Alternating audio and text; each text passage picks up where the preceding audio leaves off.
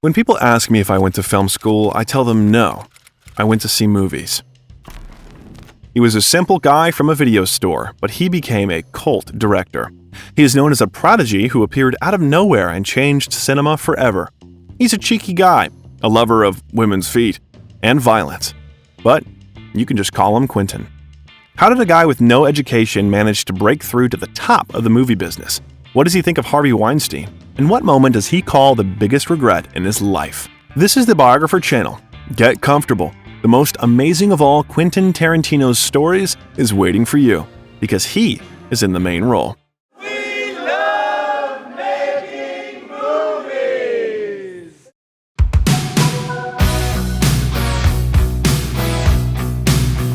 Quentin Tarantino was born in Knoxville, Tennessee in 1963. Even the origin of his name seemed to hint that this guy belongs in the cinema.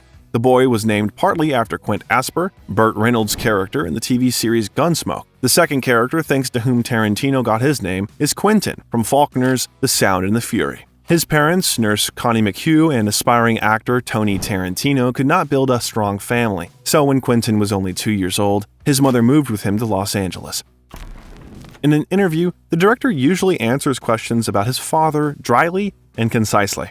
That's the thing, I never knew him. He wanted to be an actor. Now he's an actor only because he has my last name. But he was never part of my life. I didn't know him. Connie was only 16 when she gave birth to Quentin. Pregnancy was unexpected for her, and when her son was born, the woman had to combine sole custody of him with work and college studies. In the network, you can find a story about how a mother once left Quentin with his deranged alcoholic grandmother in a trailer park in Tennessee. Well, if this is true, then it explains the presence of creepy trailer scenes in his films. But it was thanks to his mother that Quentin got acquainted with cinema, and this world on the screen very soon became an integral part of his life. I have loved movies as the number one thing in my life so long that I can't even remember a time when I didn't. Since childhood, Connie has constantly taken her son to the cinema. It was cheaper than hiring a babysitter. Some people think I'm an overly indulgent mother. Connie once told a journalist, "I always took Quentin to the cinema with me, and I never checked his belongings." Very soon, the boy's room turned into a repository of posters, newspaper clippings about movies, and comics. Quentin doesn't remember the first movie he watched in the cinema, but he remembers the first movie after which he thought, wow, that's what you can do in the cinema? It was the 1948 movie Bud Abbott and Lou Costello Meet Frankenstein, which Quentin watched on TV at the age of 5. Soon, he watched one of the sequels, Abbott and Costello Meet the Mummy, and this film seemed to him the best of the films he had seen. Then it seemed to him the top of cinematic art. A great comedy combined with a great horror movie. What could be cooler? Soon after moving in, Connie remarried. Her new chosen one was the musician Curtis Zastupel. It was his last name that Quentin bore throughout his childhood and youth. I didn't even know about the name Tarantino really at that time. Zastupel was my name. I was always known by that. The future director changed his surname to Tarantino at the age of 18, considering it more sweet-sounding. It was Italian. Quentin Tarantino sounded like a cool name. It had nothing to do with him. It had nothing to do with the family. Quentin met his own father only once. He told the WTF podcast, "One day I was in a cafe. I was ordering something and all of a sudden he was just there. And he's like, 'Hi, it's me.' And I looked up and I knew exactly who it was. And I go, 'Ugh, I knew this day was going to come.' And he goes, 'Yup, that day is today.' And he goes, 'May I sit?' And I just looked at the table, and I waved him away with my hand. I looked at him when I said, 'Ugh,' and then I just looked at my plate and waved him away. 'Just go. Just go.' And he went. Over time, Quentin regretted that he decided to take his last name. Before his divorce from Connie in 1973, it was Curtis Zastupel who officially adopted him and brought him up. The new family moved to Harbor City, a suburb of Los Angeles. It was in local cinemas that Quentin spent his childhood. Together with his stepfather and mother, he went to the film screenings several times a week. The boy always preferred a trip to the cinema as a birthday gift, rather than a trip to Disneyland or Magic Mountain. As soon as Quentin was old enough to go to the cinema on his own, he started going there every weekend. If there were no new films, he would re-watch the old ones. On weekends, these old movies were shown on TV from morning to evening, and parents tried in vain to drag their son away from the screen. "Quentin, you're a little boy. Go for a walk," they said. "Play football or something else." But he didn't want to play football, didn't want to assemble model trains and do something else. just remember back when you were in school and stuff, you know, and even in elementary school, there's always, you always have kids that have like a natural inclination towards something. Yeah. All right, some kids is sports, some kids it's study, some kids is cars, some kids is drawing. You know, there's always that kid in the back of the room, always like drawing, doing sketches. And with me, it was movies.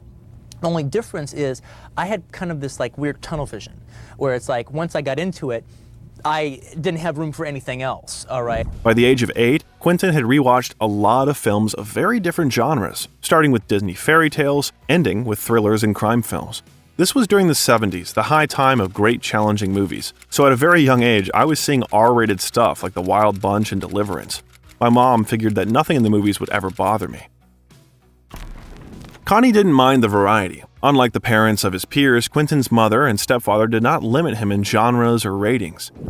You know, my mom took me to see Carnal Knowledge and The Wild Bunch and all these kind of movies when I was a kid, and so like because you wanted to do it because she no, she just like movie's a movie. There's nothing he's gonna see in a movie that's gonna mess him up. Right, exactly. You know, and it's like I mean like, and there are some kids that is she still saying that? Yeah. Well, today she's very happy she did that. Yes. Yeah. They thought I was smart enough to distinguish movies from real life on my own, and they were right. Tarantino recalled. At some point, when Quentin realized that he was watching movies that other parents did not allow their children to watch, he asked his mother about it. "Quentin," she said, "I'm more worried about you watching the news. A movie isn't going to hurt you." But what really shocked him was some scenes in Bambi. Tarantino called it the film that has traumatized kids for decades. He believed that the whole point was that the trailer did not show the full picture and could not prepare young viewers for the fact that something terrible could happen on the screen. I remember my little brain exclaiming the equivalent in a 5-year-old to, "What the f*** going on here?" In order to list all the films that impressed Tarantino as a child and shaped his style, you will need a separate long video. Therefore, if we ignore something in this video that Quentin mentioned as a thing that influenced him, you can write about it in the comments, but know that we did not seek to cover everything. Among the genres that played an important role in the formation of Tarantino, we would like to single out the exploitation films, especially the blaxploitation. Exploitation and low-budget films, the creators of which, for the sake of quick earnings, attract the attention of the public with violence, explicit scenes, drugs, and so on. It's easy to guess that blaxploitation is a subgenre of exploitation film, and it focuses on the black audience. Quentin partly owes this hobby to geography. "I grew up surrounded by black culture," he said, "and I love it, especially the black culture of the 70s. Tarantino lived in the South Bay, and not far away, in Carson, where many blacks and Latinos lived, there was a cinema where all the new exploitation movies were shown immediately, and mainstream Hollywood films were released after they were shown in the city. Tarantino recalled how the audience in the hall reacted very vigorously to what was happening. They jumped up, shouted, and when the films about kung fu were shown, they tried to imitate fighting techniques. The director sadly stated that with the advent of video, this magic of watching movies together has disappeared. There was also the Del Amo Mall Theater, where all the real Hollywood stuff played, and I went there too. Basically, I spent my life at the movies. I grew up going to the grindhouses and to the art houses and loving them both equally. That sort of defines my aesthetic. I mean, it's not like I'm some arty guy just getting off on myself. I think studios are afraid of one thing, and that is someone's going to make a boring movie. My stuff may not be obvious, but it's not esoteric either. I'll never write a movie about sheep herders contemplating God in life." He was delighted with B-movies, especially the work of Roger Corman, who was nicknamed the Pope of Pop Cinema and the spiritual godfather of the New Hollywood. Brian De Palma, Jean-Luc Godard, and Sergio Leone hold a special place in the heart of the young filmmaker. When Tarantino decided to become a director, Leone's film Once Upon a Time in America was released. He was like a book on directing, a masterfully constructed role model. Tarantino recalls, "I clearly understood how the character should appear and disappear in the shot. All these directors were my film teachers." The most striking visual solutions and plot moves from the exploitation film, spaghetti westerns, the French New Wave, and many other genres that Tarantino loved so much in his youth later received a new life in his own movies. His passion for cinema saved him from making the wrong choice of his life path. If I didn't love movies so much and didn't want to become an actor, I probably would have become a criminal. I was very attracted to the romance of this life. When I was a teenager, I was absolutely sure I would never grub along from 9 to 5 in order to earn a Honda. I'll just take what I want. I've been in the county jail 3 times. Well, they're for nonsense, but I'd rather be in jail than pay money. Apparently, Tarantino had problems with the law, which he mentions already at an older age. He couldn't drive for a while because of unpaid parking tickets. When the New York Post investigated and found no evidence that he had ever been arrested, Tarantino reacted in his own manner, saying that the investigation was simply done by bad journalists who do not know how to do their job. You can't even imagine the places I grew up and hung out in. I had to get off that path to get here, admitted Tarantino in an early interview. But I wasn't afraid at that time. I thought I was the coolest in the world. When I saw a guy coming at me, I pretended to be a scumbag and rudely threatened him myself. He knew he could get out of any situation. Until he grew up. The director said that he cared more about his safety, partly because he has become a little more civilized. Being the coolest guy in the world is no longer so important to him. In general, it is obvious that Tarantino could easily become a bully and get into big trouble, but instead he watched the hooligans in the movies and also read about them. As a child, in addition to cinema, Quentin loved comics and horror magazines, and later pulp paperbacks and movie novelizations were added to the list of preferences. One day, he found a book from a series about police officers called Badge of Honor from his parents. He read it and he liked it, and he decided he wanted more. One day, his love of cinema and reading combined with adventurism was backfired for him. When Quentin was 15 in the local Kmart, he found a novel called The Switch. The book was about two ex-cons botching a kidnapping. The author's name was Elmore Leonard. The young Tarantino thought, hey, that looks like it would make a pretty cool movie, and stole it. After he'd been arrested, processed, and released by the Torrance Police Department, Tarantino had to have a long, serious talk with his mother. Connie left him under house arrest for the whole summer. He was only allowed to leave the house to go to the Torrance Community Theater, where he participated in plays like Romeo and Juliet. Quentin spent most of the summer thinking about movies and planning to steal that damn book at all costs. I was going to be damned if I was going to get into all this trouble and not get the book. So I went back to the same Kmart and I stole the book successfully, Tarantino recalled. It is very symbolic that Quentin chose The Switch because many years later, Elmore Leonard wrote another book with the participation of some of his old characters called Rum Punch, and this book served as the basis for Tarantino's film Jackie Brown. But that's still a long way off. So far, he had to go to school, which he was far from enthusiastic about. Tarantino would later say that it was the worst institution ever imposed on him. According to his own words, he was a boy with a very limited outlook. Most of the subjects were difficult for the guy, but it was not difficult to remember the dialogue from the film, the names of the actors, and the crew. Where it's like anything that I'm not interested in, I can't even feign interest. I can't do just this little bit to just get by. So what I would do, like in school, for instance, I loved history.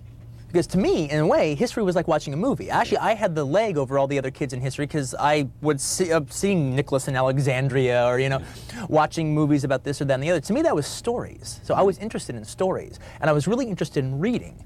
All right, so I was like getting like A's in history and in reading and failing miserably in other things. Instead of poring over textbooks, Quentin preferred to spend his time honing his writing skills. He always liked to make up stories. One Mother's Day, he wrote a story for Connie in which she died at the end like Queen Lear. You don't really mean it, do you, Quentin? She asked him. Of course not, Mom, he replied. I feel real bad about it, but that's just the way the story turned out. You're still the greatest mom, even if you had to die. Quentin wrote his first script at the age of 14. It was called Captain Peach Fuzz and the Anchovy Bandit and was inspired by the comedy Smokey and the Bandit. It was about a pizza delivery robber who had an affair with a woman who joined him, but her father was convinced that she was simply abducted by an anchovy bandit, and he asked the police to follow the lovers. All this, of course, was great, but there was a small problem. The young talent was engaged in his first scripts to the detriment of his studies. After the teacher caught Tarantino writing a script right during class, the mother gave her son a serious reprimand. In the middle of her tirade, she said, "Oh, and by the way, this little writing career with the finger quotes, this little writing career that you're doing, that's fucking over." Young Quentin was deeply hurt by this sarcastic statement, and he thought, okay, lady, when I become a successful writer, you will never see one penny from my success. There will be no house for you, there's no vacation for you, no Elvis Cadillac for mommy. You get nothing because you said that. And he will keep his promise. Yeah, I helped her out with a jam with the IRS, but no house, no Cadillac, no house. Quentin firmly believes that there are consequences for your words as you deal with children. In the end, Connie finally accepted that her son was not going to devote himself to obtaining academic knowledge. When Quentin was 16 years old, his mother allowed him to drop out of school, but on the condition that he would find a job.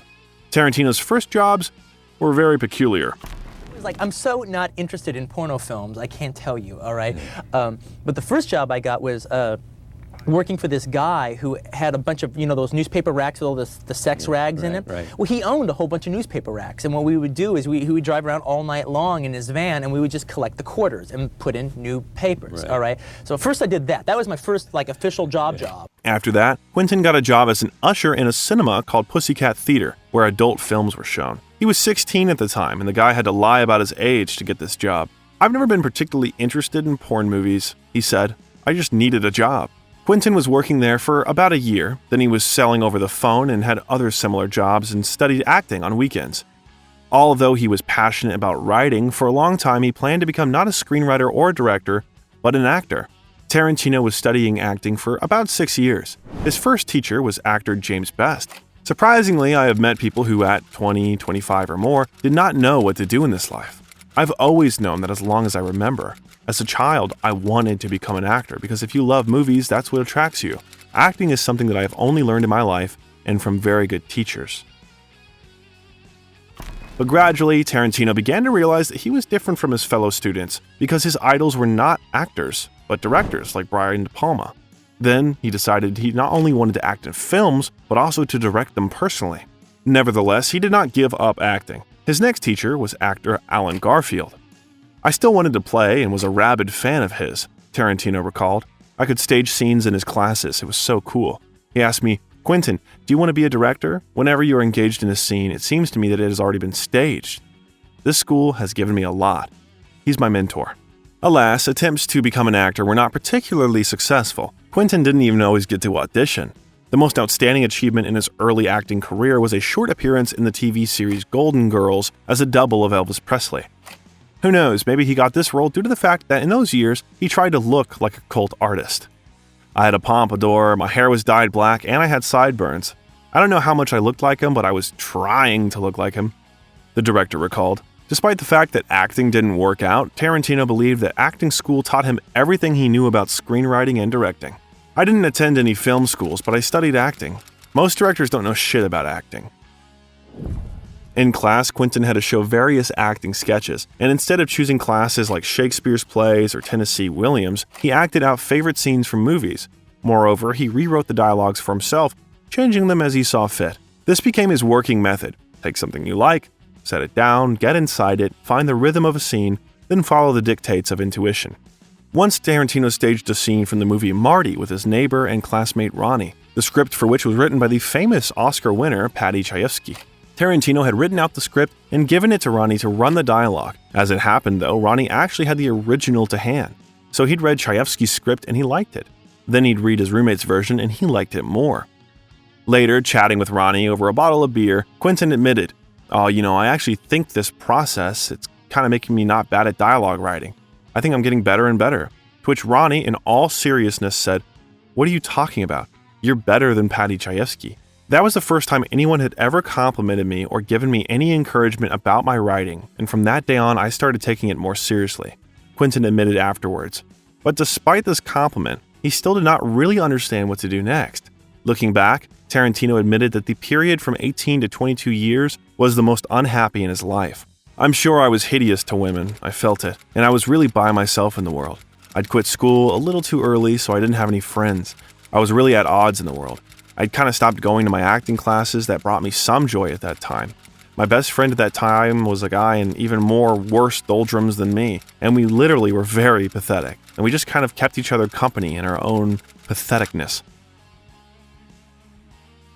At one point, figuring his face might be the problem, he went to a plastic surgeon to see about getting his jaw shortened. But the surgeon persuaded him that he had a characteristic look and should leave it alone. The only thing that brought him joy was the movies. Therefore, Tarantino, as usual, spent all his free time in cinemas. And this is a guy talking pretty much through most of my 20s, had nothing but bad luck at all. My joke used to be from 19 to 28, all right, was 27 or something like that, was, if you wanted to send a letter to me, you could write it, Quentin Tarantino on the outskirts of the film industry. If you'd have sent it there, I'd have got it, because that's right where I was. Quentin's morale improved significantly when, at the age of 22, he got a job at a relatively small video rental store in Manhattan Beach called Video Archives. According to the director, it's not really what he wanted to do, but it was connected enough to what he wanted to do that it actually gave him joy. and his personality really flourished at this video store.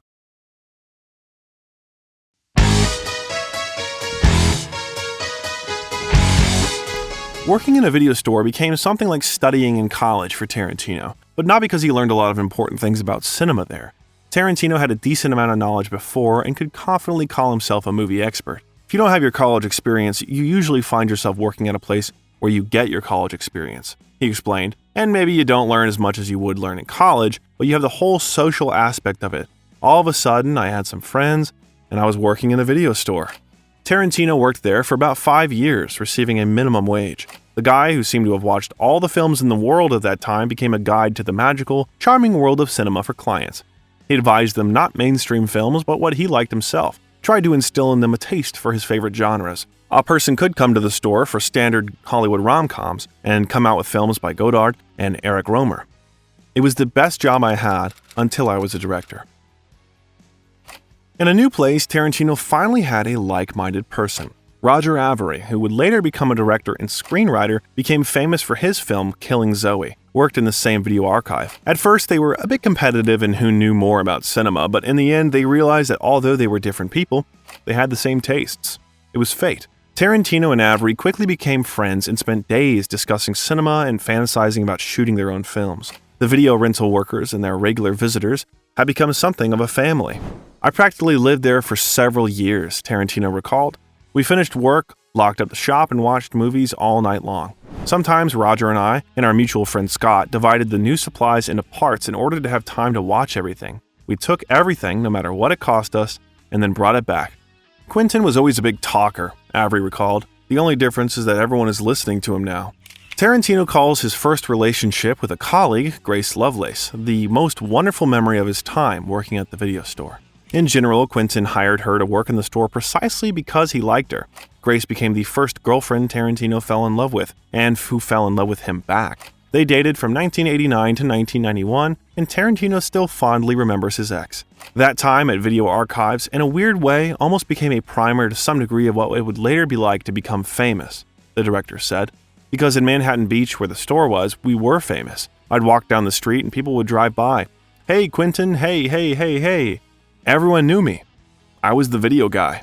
Director and producer John Langley, known for the television show Cops, was among the regular customers of the Video Archive. One day, he decided to give promising guys a chance. He invited Avary and Tarantino to work as production assistants on a Dolph Lundgren workout video, Maximum Potential. According to Tarantino's memoirs, it was fun despite the fact that the operator was very mean to him. Tarantino forever remembered the moment when he and Avary had to pick up dog shit from the lawn where the shooting took place. Next, according to Tarantino, we're scooping up the dog shit and the crew is f***ing around and me and Roger are going, this is literally a shitty job. We start talking about how we want to be directors one day, and I go, the day when I'm a director, man, I'm going to be out there with the PAs, scooping up the dog shit right with them. Cut to Pulp Fiction. We're out there shooting something, and sure enough, there's a bunch of grass and some dog shit on it. And they grab a couple of PAs and go, clean that shit up. And I go, okay. I join them. I grabbed a shovel, and I did a couple of scoops. I had a debt to pay. Another important acquaintance of Tarantino in the early 80s was a meeting with Kathryn James. She agreed to work as his personal manager and gave Quentin advice on what to do to become a director. Kathryn James said, for someone with no contacts, make your own low-budget film and write at least 3 strong scripts. Tarantino did just that. In 1983, he tried himself as a director. Together with his friend Scott McGill, he wrote the script and began shooting the short film Lovebirds in Bondage. However, the movie was not destined to see the world, obviously because its creators were disappointed with the work. It is said that McGill solemnly burned the film. But Tarantino did not despair. His friend, Craig Hammond, whom Quentin met at drama school, brought him sketches of the script for My Best Friend's Birthday, and Quentin decided to act. In 1984, the 22-year-old Tarantino borrowed a 16mm camera from a friend, gathered friends, including Avary, who took the position of cinematographer, and began shooting a film based on the script he edited. According to the plot, a disc jockey organized a surprise party for his friend who was left by a girlfriend, but everything went wrong, and the invited prostitute fell in love with the DJ, not the hero of the occasion. Tarantino had to cut out money for filming from his meager salary. He spent weekdays at the video store, and on weekends, he shot his film. The shooting lasted about 3 years. There was so little money that during all this time, Tarantino could not develop the film. When he finally did it, he was unpleasantly surprised by the result. Guess what? What? I did not have at had all no what I movie. thought I had. All right, it was. How was it different? It was. It was amateurish. Yeah. It was really, and not in a charming way either. And, It had no charm. had no charm at all. All right, and the thing is. No one said, "Isn't that cute?" No. It wasn't like that. Now, there were good things about it. All right, I mean, you could tell I made it. Yeah. People who knew me could look at, well, that's a Quentin Quentin made movie. that, Yeah, yeah. that has my You've spirit. had that It has from my day one personality. then. Yeah. This got on top of him for a while. Of course, imagine you've been barely making ends meet for 3 years, shooting a film that should be your debut, a ticket to a bright future, but in the end you realize that there is no point even finishing the video editing. There was a legend that part of the film was lost in a lab fire, but according to Avery, in fact, Tarantino just lost interest in the film. Recovering from this blow, Quentin looked at the situation from a different angle. He found that the scenes shot in the last year of filming were better than those he had shot before. He took this as a sign that he was getting better and knew what he would have to do on his next film. This became Tarantino's film school. Tarantino thinks it's better to spend $6,000 on a movie than $60,000 on a film school. This way you will learn how to shoot and get out of any situation. He didn't see any benefit from directing books either. I didn't buy into any of that, Tarantino admitted. I tried to read technical books about lenses and stuff, but they only confused me, gave me headaches. I did read books on how to form limited partnerships, how to get people to give you money. Failure did not cool his desire to be a director. He sat down for new scripts, and soon True Romance came out. After some more time, the first draft of Natural Born Killers appeared. No matter how great it was working at the video store, Tarantino wanted more. He began to realize that it was time to move on. And eventually my ambitions started pushing me out of there. But habits are strong. You are comfortable in familiar conditions. It's murderous. You realize that you are already 30 years old and you still work in a video store. This is a situation that most people my age are in. People of my generation in some way went on about the living wage. In 1989, Tarantino left the video archive and was able to get a job as a screenwriter at a small Hollywood film company, Cinetel. In 1990, an important event occurred in Quentin's career. He was offered to work on the script From Dusk Till Dawn. It was the first time he was offered money for writing. The fee was $1,500. Tarantino also worked on the reworking of the script of the TV movie Past Midnight, which was released on cable TV in 1992. Around the same time, he finished the script of Reservoir Dogs and continued trying to make way for his scripts to some studio. None of the producers liked True Romance, and it received rejection after rejection. Catherine James sent it to more than 100 studios, and at best, it received a sluggish response, and at worst, a furious rejection. Another rejection letter from a representative of one studio said, "Dear f***ing Catherine, how dare you send me this piece of shit? You must be out of your mind. You want to know how I feel about it? Here's your piece of shit back. You." And yet it's worth remembering the saying, knock and the door will be open to you. Tarantino and his manager did not give up trying to put the script in good hands. In the end, True Romance drew the attention of Tony Scott. The director saw potential in it and bought the rights for $50,000. As for Natural Born Killers, Tarantino really wanted to make this film himself, but he couldn't find investors and sold this script too. I have always considered that with all the setbacks I had, the fact that I didn't give up is maybe the one thing in my life that I am most proud of. I just knew I would live a life of unfulfillment if I didn't keep trying. What Quentin was always good at, even before he proved himself as a talented director, was the ability to make acquaintances. In the early 1990s, he became friends with Scott Spiegel, whom you may know as the co-author of The Rookie with Clint Eastwood. One day, Scott invited Quentin to a barbecue where another important acquaintance took place, with actor Lawrence Bender. It was from this moment that a new chapter in the life of Quentin Tarantino began.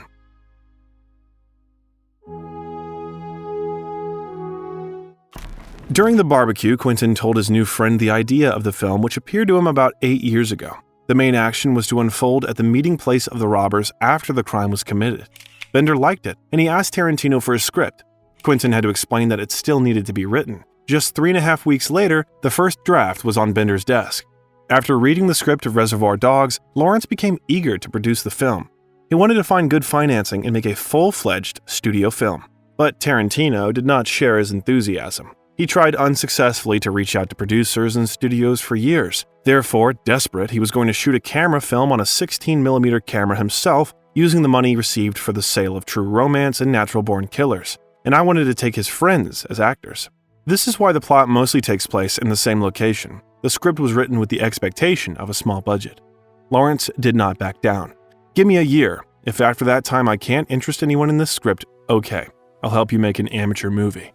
Tarantino gave him 3 months. During this short time, Lawrence managed to find people who liked the idea. However, the conditions they set did not suit the novice director at all. The first investor promised $500,000 if Mr. Blonde was played by his girlfriend. Another one was ready to give $1.6 million, but on condition that Tarantino would change the denouement. Another person who was interested in the film was Monty Hellman. Tarantino was a big fan of his work, and Monty, after reading the script, offered his candidacy for the role of executive producer. He helped to edit the script and reach out to larger investors. One of the problems in obtaining funding was that the film was a bit like a play due to the fact that most of the scenes take place in one room. People read the script and said, "Well, this isn't a movie, this is a play, why don't you try and do it in an equity waiver house?" And Quentin constantly had to explain, no, trust me, it'll be cinematic. One of the things I get a big kick out of in Reservoir Dogs is that it plays with theatrical elements in a cinematic form. It is contained. The tension isn't dissipated, it's supposed to mount. The characters aren't able to leave, and the whole movie's definitely performance-driven. Tarantino very skillfully took advantage of the need to save on locations, creating a feeling of claustrophobia and paranoia that can arise when characters who have reasons not to trust each other are locked in a confined space and unable to leave. And somewhere in the same period, a new important character appeared in our history, actor Harvey Keitel. He was one of Tarantino's most beloved actors, and the director did not even dream of getting him in his film. It was just so fortunate that Lawrence Bender, through mutual acquaintances, was able to give the script to Keitel. And just a few days later, Tarantino was already on the phone with the actor. "Hi, this is Quentin Tarantino. I'm Harvey Keitel, and I want you to know I think the script is magnificent. It's absolutely magnificent. I would like to be very like to be part of it. I really would. I'd like to even help produce it if I possibly could, you know." And it was like, "What? Harvey Keitel? Jesus Louise! I couldn't believe it. I couldn't even believe. I still got the little when he first called. He left He left his message on my answering machine. I still got that tape. You know? It's like played over. That's Harvey Keitel." As a result, this whole company of enthusiasts, after long negotiations, was able to convince Richard Gladstein, a producer from Live Entertainment, to give the green light to the newcomer director. Due to the fact that Gladstein was a big fan of Harvey Keitel, Tarantino and co. managed to sign a contract with the studio and get a budget of about $1.3 million. Keitel was the only actor who didn't audition. Tarantino claimed that it was a pleasure to work on creating an acting ensemble when you had a wonderful actor and you selected others for him. The main thing was to make no mistake. So Steve Buscemi, Tim Roth, and others got into the project. They asked me, "Were you not afraid to work with such actors?" How could I be afraid? I would be scared to work with bad actors, because then the movie would come out crappy. It would seem that it doesn't matter which actor to take on the role of a non-entity, good or bad, but it will be much easier for you with a good one, because he will do everything perfectly. Tarantino recalled the day when, before filming casts, he and Bender gathered for dinner at Harvey Keitel's house. The director then looked at all those actors and thought, "Shit, if I keep this movie in focus, I've got a terrific movie." And then he drove home by car for a long time and began to realize that the dream of the guy from the video store began to come true, finally, after many years of failures. I wanted that long drive because I was maybe the happiest I'd ever been in my life. I had just had dinner with my actors for my movie, and I just knew it was just going to be great. And I just took this long drive and just thought about how great life was. But before starting filming, Tarantino went to improve his skills in directing at the Sundance Institute program for independent film directors. His Reservoir Dogs script was accepted for participation. As part of a 2-week seminar, Tarantino was engaged in the creation of a demonstration short film using the advice of experienced filmmakers. This became a kind of escape for Tarantino, an opportunity to distract himself from the pre-production process, which at that time was gaining incredible momentum and did not give the director the opportunity to finalize the script. Not all mentors were thrilled with Tarantino's script. They were especially confused by the non-linear narrative. Steven Goldblatt, an experienced cinematographer who has Lethal Weapon, Batman Forever, and The Help on his account, Tarantino bluntly told, "If you do this in real life, they're going to fire your ass." But director Terry Gilliam was more supportive of the newcomer. He liked Tarantino's energy and his willingness to defy conventions. It's just that Tarantino, in Gilliam's opinion, needed a little embellishment. Of course, the resulting 11.5-minute short film was still very raw and clumsy, but even then, Tarantino's special style, his talented dialogues, and presentation were already noticeable. Jesus Christ, Mr. White, can't you see that? Hey, God, f this Mr. White shit, all right? Hey, wait a minute, man. Don't tell me your name, all right? I don't want to know it. This is where I think the Sundance Lab was a very useful thing, because he had all this energy and all his ideas, this big chance to show everything he could do, and he did it all in these short sequences. Terry Gilliam recalled later, "If you think that Tarantino felt confident after going through all this long preparatory way, then you are mistaken. Deep down, he was worried that he didn't know enough about filmmaking to be a director. Fortunately, Gilliam gave him valuable advice that cheered him up. A director, he assured Tarantino, doesn't have to know how to properly light a shot, or which fabric to use in a costume, or any of the other numerous technical details that go into making a movie. A director must instead hire the right people and articulate what's in his head. If you can do that, you can direct." So we can say that the main thing for a director is to be able to tell the film crew a good, understandable story in all details. And Tarantino was able to tell stories all his life. Filming started at the end of the summer of 1991 and lasted 5 weeks. Andrei Sekula agreed to become the cameraman, who, thanks to his experience, helped the novice director a lot. Tarantino didn't do storyboards because he doesn't know how to draw, and he didn't want anyone else to do them since he wouldn't be able to line up the shots correctly. Therefore, the director made notes in which he described everything in detail. He and Sekula discussed each scene, then the cameraman arranged everything on his own, and Tarantino gave his comments. Since the budget of the film was limited, most of the clothes worn by the characters were the personal clothes of the actors. Tarantino really wanted all the characters to wear black shoes, but Madsen, who played the role of Mr. Blonde, did not have them, so he put on black boots. So there was a scene with a razor which Madsen took out of his boot. For most of the movie, Mr. Orange, played by Tim Roth, lay in pools of blood. On the set, a real paramedic was assigned to the actor, who checked that the amount and consistency of the character's blood loss were realistic. Fake blood caused discomfort to Roth and the whole team. Since the liquid often dried out and stuck to all surfaces, the actor had to be literally lifted off the ground. Interestingly, the scene of the diamond theft, because of which the characters got into trouble, was not in the film. Tarantino explained the decision primarily by the fact that the absence of this scene kept the production within budget, but there was another, more interesting reason. The director explained that in this way, the details of what happened remained ambiguous. "I always liked the idea of never seeing it, and I kept that," Tarantino said. "For the first half, you'll wonder if you'll ever see the heist. In the second half, you realize the movie is about other things." That is, already in this film, we can see Tarantino's love for the deconstruction of genres. He does not show us a robbery in a film about a robbery. The understatement was also evident in the fact that Tarantino never explained the meaning of the title of the film. I don't answer the question what a Reservoir Dog is, because one, and I'm not being a jerk by not answering it, because it's more of a mood thing than anything. Those guys are the Reservoir Dogs. Whatever the hell that is, that's them. But the reason I don't give you where it came from, because it did come from somewhere, is because I like people telling me what they think it means, all right? Because people have come up to me and they told me some really wild things. But the thing, as far as I'm concerned, whatever they say, they're correct about, and I like the fact that this creativity keeps coming back and forth. I think that's really good. In order for potential investors to get off him with their questions, Tarantino told them that Reservoir Dogs was a gangster term from French films like Breathless and Bonaparte, and that it meant rat. But that wasn't true. So you can offer your explanation of the origin of the name of the film in the comments. We will read everything and the most interesting ones. Perhaps everyone will agree that the scene in which Mr. Blonde tortures a cop is the most creepy in the movie. Of course, Tarantino knew what he was doing when he turned on cheerful music at this moment, which completely did not fit what was happening in the scene. The use of the song Stuck in the Middle with You, which is this light, bouncy, kind of cool song, all right, it not only does it not lighten up the scene, it makes the scene even harder to watch.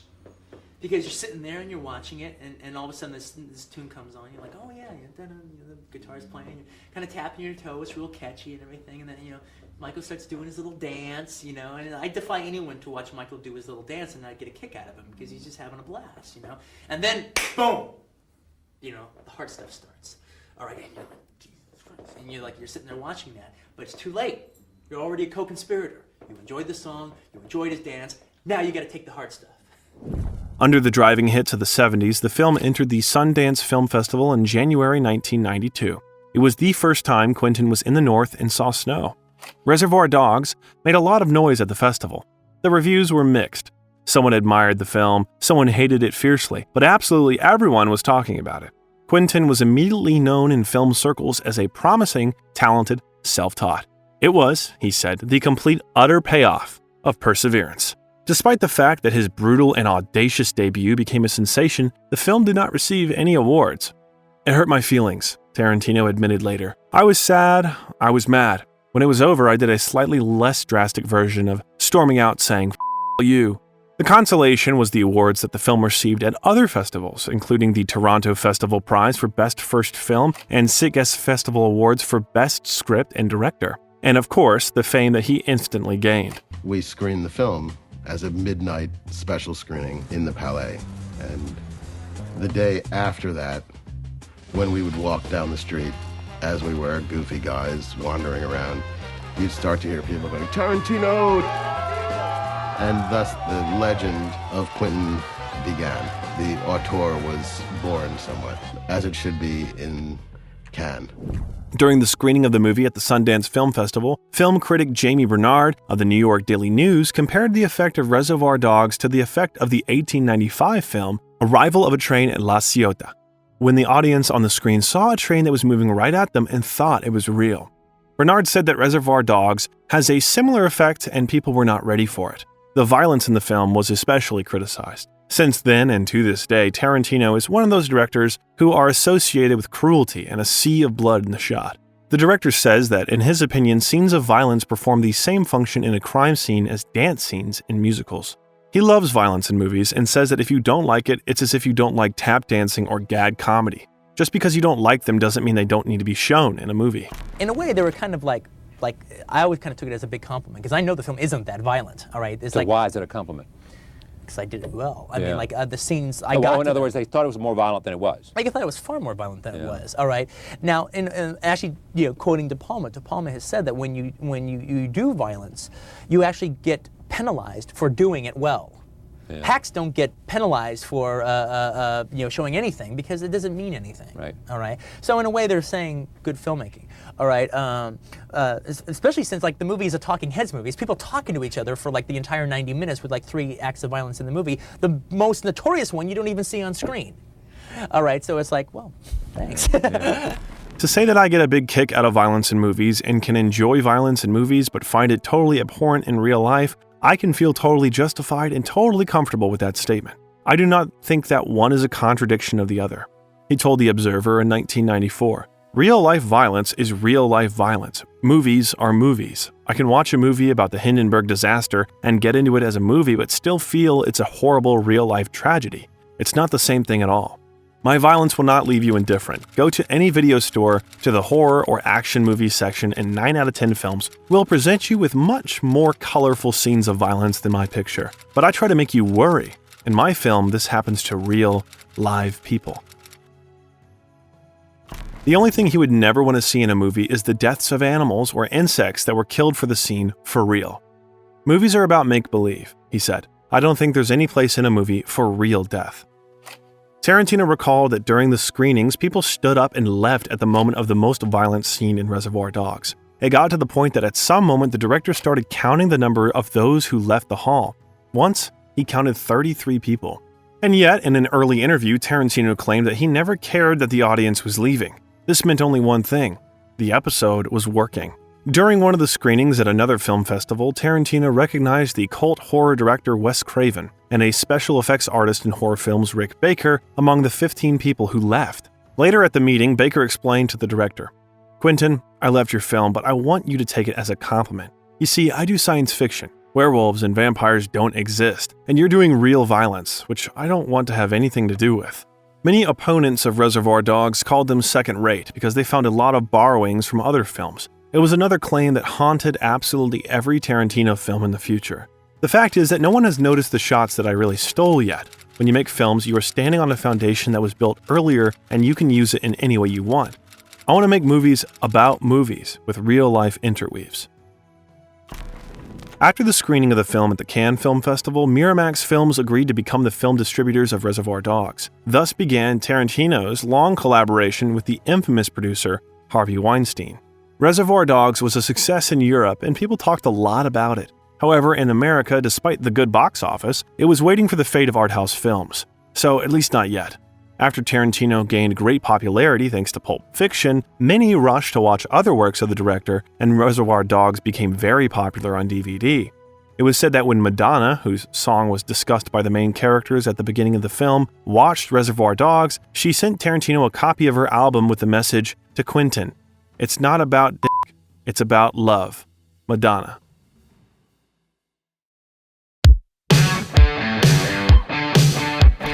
After the success of Reservoir Dogs, letters and calls from major studios were showered on Tarantino. In particular, he was offered to work on such films as Speed and Men in Black. But Tarantino had different plans. In the middle of 1992, having packed a suitcase of sinister crime novels, he flew to Amsterdam to write the script of his new film. He had never been to Europe before, so he dreamed of going there immediately after the end of Reservoir Dogs. The director claimed it was a cool writing existence. Probably for the first time, he didn't have to worry about money. In the morning, he could walk around Amsterdam, after which he drank a cup or two of coffee and started working. In an interview in 1992, just in his short Amsterdam period, he admitted, "Now everything is going wrong in Los Angeles, so Amsterdam is just a paradise for me. No one knows me, and it's wonderful to just sit in my apartment, look at the channels out the window, and write." That's how the first draft of Pulp Fiction appeared. Tarantino spent 3 months in a studio apartment without a phone and fax, alone with his numerous notebooks and notes. He did not use a computer or a typewriter in principle. When I'm going to write a script, I go to the stationery store and buy a notebook with 80 or 100 pages strung up on a spring from which it is convenient to tear them off. And I say to myself, well, there is a notebook. I'll write Pulp Fiction or something in it. Then I buy 3 red and 3 black markers. I'm making a big ritual out of it. This is psychology. According to Tarantino, he is pretty bad at spelling and punctuation, and his first drafts look like the diaries of a madman. Therefore, at the beginning of his career, he gave the manuscript to those friends who understood his scribbles so that they would type them out. Quentin's girlfriend, Linda Chen, who helped him type out Pulp Fiction, recalled, "His handwriting is atrocious. He's a functional illiterate. I was averaging about 9,000 grammatical errors per page. After I would correct them, he would try to put back the errors because he liked them." While Tarantino was poring over his new story, projects shot according to his scripts were released on cinema. In 1993, the romantic crime film True Romance, directed by Tony Scott, was released. The plot told about a lonely guy, Clarence, who worked in a comic book store and was a fan of Elvis. On his birthday, he met a spectacular young woman named Alabama in a cinema. They spent the night together and fell in love with each other. But then the terrible truth about Alabama was revealed, and banned substances, 2 corpses, and a showdown with the mafia appeared in the story. Tarantino has said more than once that all his films are very personal and always express his state in which he was at the time of writing the script, but True Romance, in his opinion, is his most autobiographical scenario. According to Tarantino, he has a lot in common with the main character, and his friends from the time of work at the video store even feel melancholy after watching True Romance. The film takes them to the past. Tarantino had a strange feeling when he saw this movie for the first time. It was like watching a big-budget version of your home movie or memoir. "When I wrote True Romance, I'd never had a girlfriend," he said. "I always wanted a girlfriend but never had one. Alabama, the heroine of True Romance, wasn't my dream girl per se, but she was the kind of girl I always hoped I'd meet. A girl who would give me a chance and realize that I was really cool. Also, there was that whole dynamic of a girl who's your pal. That was a very important thing to me back then." To this day, I get people asking me, "Would you ever do a romantic movie?" I have, True Romance. And they say, "No, I mean a really romantic movie." Well, I think that's a really romantic movie. And they go, "Okay, well, one without violence." I go, "Well, that's not what you said. I'm not getting agitated, I just don't get it." And what could be more romantic for such an avid cinephile as Tarantino than love, which originated in a cinema during a movie about kung fu? Tarantino was not on the set of True Romance and did not interfere in any way in the production process, but this was not required. Tony Scott made minimal changes to the script. He made only the ending different. Initially, Tarantino was unhappy with this decision, but when he saw the film, he changed his anger to mercy. He agreed that this ending was more suitable for the film directed by Scott. After True Romance, another film was released, the script for which Tarantino wrote. Only that time the director was so dissatisfied with the result that he disowned the film and asked to remove him from the credits. After the success of Mad Dogs, Tarantino tried to regain the rights to the script of Natural Born Killers, which, as we remember, he sold a few years earlier. But after a long dispute between the copyright holders and agents, the script ended up at Oliver Stone. The director, who has always been known for his socio-political statements in films, significantly revised the script. First of all, he changed the structure, but Tarantino was annoyed not so much by this as by the refocusing. In Stone's hands, a fervent story about a couple in love who traveled around America, killing everyone they didn't like for some reason, turned into criticism of the media, which turned mass murderers into idols of youth. As a result, Tarantino was mentioned in the credits only as the author of the plot. He could not calm down for a long time and even tried to publish his version of the script in the form of a paperback book. But the producers of Natural Born Killers filed a lawsuit against Tarantino, claiming that when he sold the script to them, he had forfeited the publishing rights.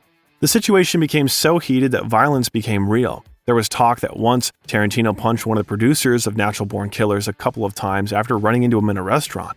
In the end, he was still allowed to publish his script. When the director shared it, he was finally able to come to terms with the film because he was most worried that the audience would attribute something to him that he had nothing to do with. Over time, Quentin realized that the problem was that he and Stone just had different work styles. Tarantino loved ambiguity. Stone, on the contrary, wanted you to know exactly what was happening in his film and what message it carried. If you like the movie, it's Oliver. If not, it's Oliver too. His disappointment was compensated by the incredible success of another film, which was also released in 1994.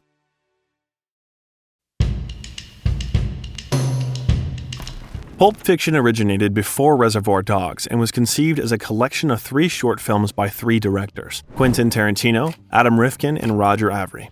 At that time, Tarantino had a story about the adventures of Vincent Vega and Mia Wallace, and Avary had a story about a boxer. When Rifkin refused, the project was put on pause. After the premiere of his first film, Tarantino told Avary that he wanted to return to Pulp Fiction, but to combine the developments into one full-fledged film, including using some of Avary's ideas. For that moment, it had to be 3 films for the price of 1, where the characters who were the main characters in one of the 3 main storylines could look into the other 2. Avary went to Amsterdam, where he stayed in Tarantino's studio apartment. According to Avary, they took all their favorite scenes that they had once written and laid them out on the floor to see which of them would fit. By the time he left Amsterdam, Avary felt like a co-writer of the Pulp Fiction script and that he and Tarantino had an agreement on this. Obviously, Quentin looked at it a little differently. He stayed in Amsterdam, continuing to perfect the scenes and adding dialogues. As a result, he got a 500-page script. For understanding, 1 page of the script, as a rule, is equal to the first minute of the film. Using simple mathematical calculations, we can conclude that the timing of the first scenario was more than 8 hours. The genius had to moderate his creative impulses and reduce it to 159 pages. After the production started, Roger Avary got a call from Tarantino's lawyer and demanded that he agreed to be not a co-author of the script, but the author of the story. Thus, Tarantino could write in the credits, written and directed by Quentin Tarantino. Avary was terribly offended by this and he refused to give up his co-authorship. Then Tarantino said that he would remove the part about the boxer from the script altogether and Avary would get nothing. Tarantino admitted that many of the ideas in the script belonged to his friend, including one about watches, but it was Quentin who came up with the story of these watches. Obviously, Avary's ideas were the launching pad around which Tarantino created the script. In the end, Avary did sign a contract under which he was able to earn $25,000 for his contribution to the film, but in an early interview he admitted that he felt betrayed. However, these days, Avary claims that he does not remember any of this. Today, according to him, he is on good terms with his colleague. I love the movie. I'm delighted with my contribution. That is enough, and I love Quentin. He's like a brother. Among all the actors who starred in Tarantino's films, there was a whole group of those whose career he revived or launched. Perhaps the most striking example of a good director's flair was John Travolta. At that time, his career was on the verge of collapse. Harvey Weinstein, whose company financed the shooting, was categorically against his candidacy for one of the central roles of the film, but Tarantino believed in Travolta. They met when the director invited the actor to his home to discuss the role. Tarantino recalled, "I opened the door and he says, 'Okay, let me describe your apartment to you. Your bathroom has this kind of tile and da-da-da-da-da-da-da. The reason I know this is the apartment that I lived in when I first moved to Hollywood. That's such an interesting coincidence.'" They quickly found a common language and chatted until dawn. "John is a real gentleman. We became friends," Tarantino admitted afterwards. Travolta also did not skimp on compliments. "I've been doing this for 20 years now and I've never seen anyone have more fun on a movie set than Quentin. and it's contagious. You think, if this guy can get off as much as he does, then I definitely want to get on board this boat. His knowledge of film is acute. His joy of film is acute. Just the pure wattage of Quentin as a human being is extraordinary, and his willingness to accept criticism as well as admiration and not get introverted by it just floors me. I'm so envious of it. I can't find his fear. Another important character for this story, Bruce Willis, asked for Tarantino's project himself. Being an ardent fan of Reservoir Dogs, Willis was ready to work with the young director even for a minimum wage. But Quentin had to persuade his muse, Uma Thurman, for a long time. The actress was confused by some scenes, but the charming director was still able to convince Uma to say yes to the project at dinner. By the way, the film was also produced by the company A Band Apart, which Tarantino founded in 1991 with Lawrence Bender. In the future, the company participated in the production of many films, including the authorship of Tarantino, as well as music videos. The shooting of Pulp Fiction lasted 51 days, and as Tarantino recalled, "I was on a creative and imaginative high. I was just living my dream." Perhaps there was no viewer who would not be interested in what was in that mysterious briefcase. Well, we have a clue. We can confidently state that there were 2 batteries and a light bulb. We happy? Yeah, we happy. In general, the contents of the briefcase does not matter, and it is unlikely that it will ever be out. Do you remember that Tarantino likes understatement? One of the most memorable scenes in Pulp Fiction is the dance of Travolta and Thurman's characters. Before creating the dance, Tarantino showed the duo a dance scene from Godard's Band of Outsiders. This has become one of the main references for them. Tarantino was determined to make the $8.5 million movie look like all $25 million, and we can conclude that he succeeded, since with a very modest budget, the film earned $214 million worldwide. Thus, Pulp Fiction became the highest-grossing independent film of that time, and one of the most significant. Tarantino said that he did not expect such a resounding success. I was ready for it. I was just a little surprised that I got the level of recognition what I did so early. I mean, I figured that if I was given a chance to make films and to, little by little create a body of work of maybe 3, 4 movies, all right, I would have some recognition inside of film, inside of modern film. I figured if I had like 3 or 4 chances at it. I didn't expect to get it in 2 movies. I didn't expect to get that major recognition and become a force to be reckoned with inside of a world cinema in 2 movies. That I did not plan that. Critic Roger Ebert called it the most influential movie of the 1990s, so well written in a scruffy, fanzine way that you want to rub noses in it. The noses of those zombie writers who take screenwriting classes that teach them the formulas for hit films. It was only Tarantino's second film, but his style already stood out against the background of other newcomers. Among the most memorable techniques of the director, the audience noted dialogues. It would seem that people are talking about nothing, but you are still interested even if it lasts 10 minutes. But accepting praise for his dialogues, Tarantino felt like a bit of a fraud. He often liked to say that this was not his merit at all, but a kind of gift from above. It was his characters who wrote these dialogues, and he just provoked them and took notes of what they were saying. But there is a simpler explanation. I guess it would be my memory. I just remember conversations. I remember funny things. I remember turns of phrases. Even if me and you go out to lunch and we're overhearing an interesting conversation between a daughter and her mother in the next booth, if they say something interesting, and it could be 9 years. The film was awarded the highest award at the Cannes Film Festival, the Palme d'Or. When the president of the jury, Clint Eastwood, announced the winner, the audience went wild. After Tarantino and the cast rushed on stage, one woman screamed, "Pulp Fiction is shit." Tarantino flipped her off and then said why the prize was unexpected. "I don't make movies that bring people together. I make movies that split people apart." Pulp Fiction received nominations in 9 categories for the BAFTA Award, 6 Golden Globe nominations, and 7 Oscar nominations. The film won the Academy Award for Best Original Screenplay, which Tarantino shared with Avery. It was a success that Tarantino had been working towards for years.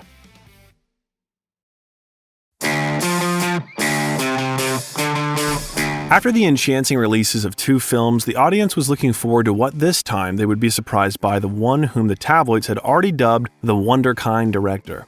Everyone was wondering if Tarantino's next work awaits the fate of the so-called difficult third album. In the world of music, this is a frequent phenomenon, and this has also happened to many directors. In the end, surpassing the masterpiece Pulp Fiction is really not easy. Tarantino, to everyone's surprise, was not going to prove anything to anyone and was in no hurry with a new solo project. He decided to take a little break. But it's like, right now, I don't know what it is I want to do next. I don't have a story that I'm burning to tell. And also, making a movie is really hard. I mean, when I was like a film geek and everything, I'd look at Fassbinder's career and go, now that's a career to have. 30 films in 10 years, the way to go. Then I made a film and go, you know what? Life's a little too short to do that. You know, it's like climbing a mountain. I don't want to climb another mountain right after I get through with Everest. I want to rest a little bit and then get up again. But this did not mean that the director did not do anything at all. During this period, he had a hand in the script of The Rock, starring Nicolas Cage and Sean Connery. He told his famous theory about the homoerotic subtext of Top Gun in the 1994 comedy drama Sleep With Me. And the following year, he starred in a film for which he once wrote his first paid script, From Dusk Till Dawn. Robert Rodriguez directed the movie. Tarantino met him at the Toronto Film Festival a couple of years before, then they talked for about an hour and a half in the lobby of the hotel, and quickly became friends. Later, the directors discovered that their offices were nearby and began spending time together, reading materials from their next projects to each other. Despite the fact that Tarantino was not the director of the film, he could have a significant influence on the creation of the picture because he played one of the main roles in the film paired with George Clooney. I can't get out of bed. Rodriguez knew he had a big bloody movie in his hands, so to ensure that the movie wouldn't get a scary NC-17 rating, he made all vampire blood green, not red. But this didn't save him from criticism about excessive cruelty. In general, the perky film about two robbers who suddenly find themselves in a vampire lair has received mixed reviews, but it showed very good results at the box office and subsequently received the status of a cult classic. Tarantino believed that the role in this film was an artistic breakthrough for him. I realized that everything I had done before had been pretty much what you can do in an acting class. I had never, completely become another person before. By the way, it was his partner on the site, George Clooney, who gave Tarantino the idea to participate in the creation of the hit series ER. Being a fan of the show, the director agreed to shoot the 24th episode of the first season. Tarantino tried very hard to fit into the team. I didn't want to be the odd man out. I wanted to be inside, not on the outside, he recalled. When I was directing the ER thing, the emergency room guys wore the green scrubs. I wore those for a few days, then I wore the blue scrubs, which were the surgeons, for a few days. When I wore the nurses' pink scrubs, though, that's when I became a hero on the set. The nurses didn't think I was going to throw in with them. I ended the episode, the last 2 days, wearing the nurses' scrubs. When I walked on the set, all the nurses applauded me. But not everything was smooth. On the set, the director had a conflict with executive producer John Wells, who demanded that Tarantino return and reshoot the scene which Quentin considered successfully completed. Then I realized this is their show, this isn't my show, Tarantino recalled later. In TV, the producer is the man, the auteur. As a result, the director specially shot each next scene in one take. It'll be my cut no matter what, he explained to the actors, who had to rehearse for a long time because of this. An episode called Motherhood aired in 1995, 3 days before Mother's Day, and raised the already impressive ratings of the show to the skies. Well, Tarantino, having received flattering reviews from critics, went to shoot the anthology farce black comedy 4 Rooms together with 3 more directors. The plot revolves around a bellhop in a hotel who meets different, very extraordinary guests on New Year's Eve. Each director shot his own separate story, which unites the main character, performed by Tim Roth. Other aspiring independent directors such as Allison Anders, Alexander Rockwell, and Robert Rodriguez worked together with Tarantino. Tarantino remained true to himself. In his episode titled The Man from Hollywood, lasting 21 minutes, the F word was pronounced 193 times. And if you are wondering how often this word sounded throughout Tarantino's film career, then especially meticulous fans did the calculations for you and found out that this figure reached about 1,000.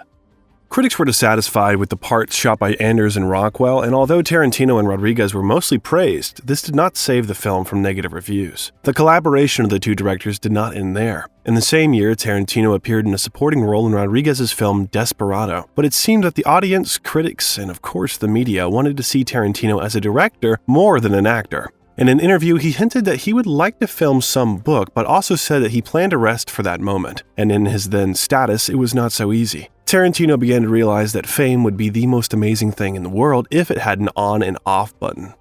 People are really positive, but I'm wanting to live a regular life. I went to a screening of Get Shorty recently, and I didn't sit in the reserve section. I sat down in front with the rest of the kids. And then, like, this one guy came up to me and asked for my autograph. I said, "Not when I'm in a movie, man. I'm here to see the movie like you. And you gotta respect that, you know?"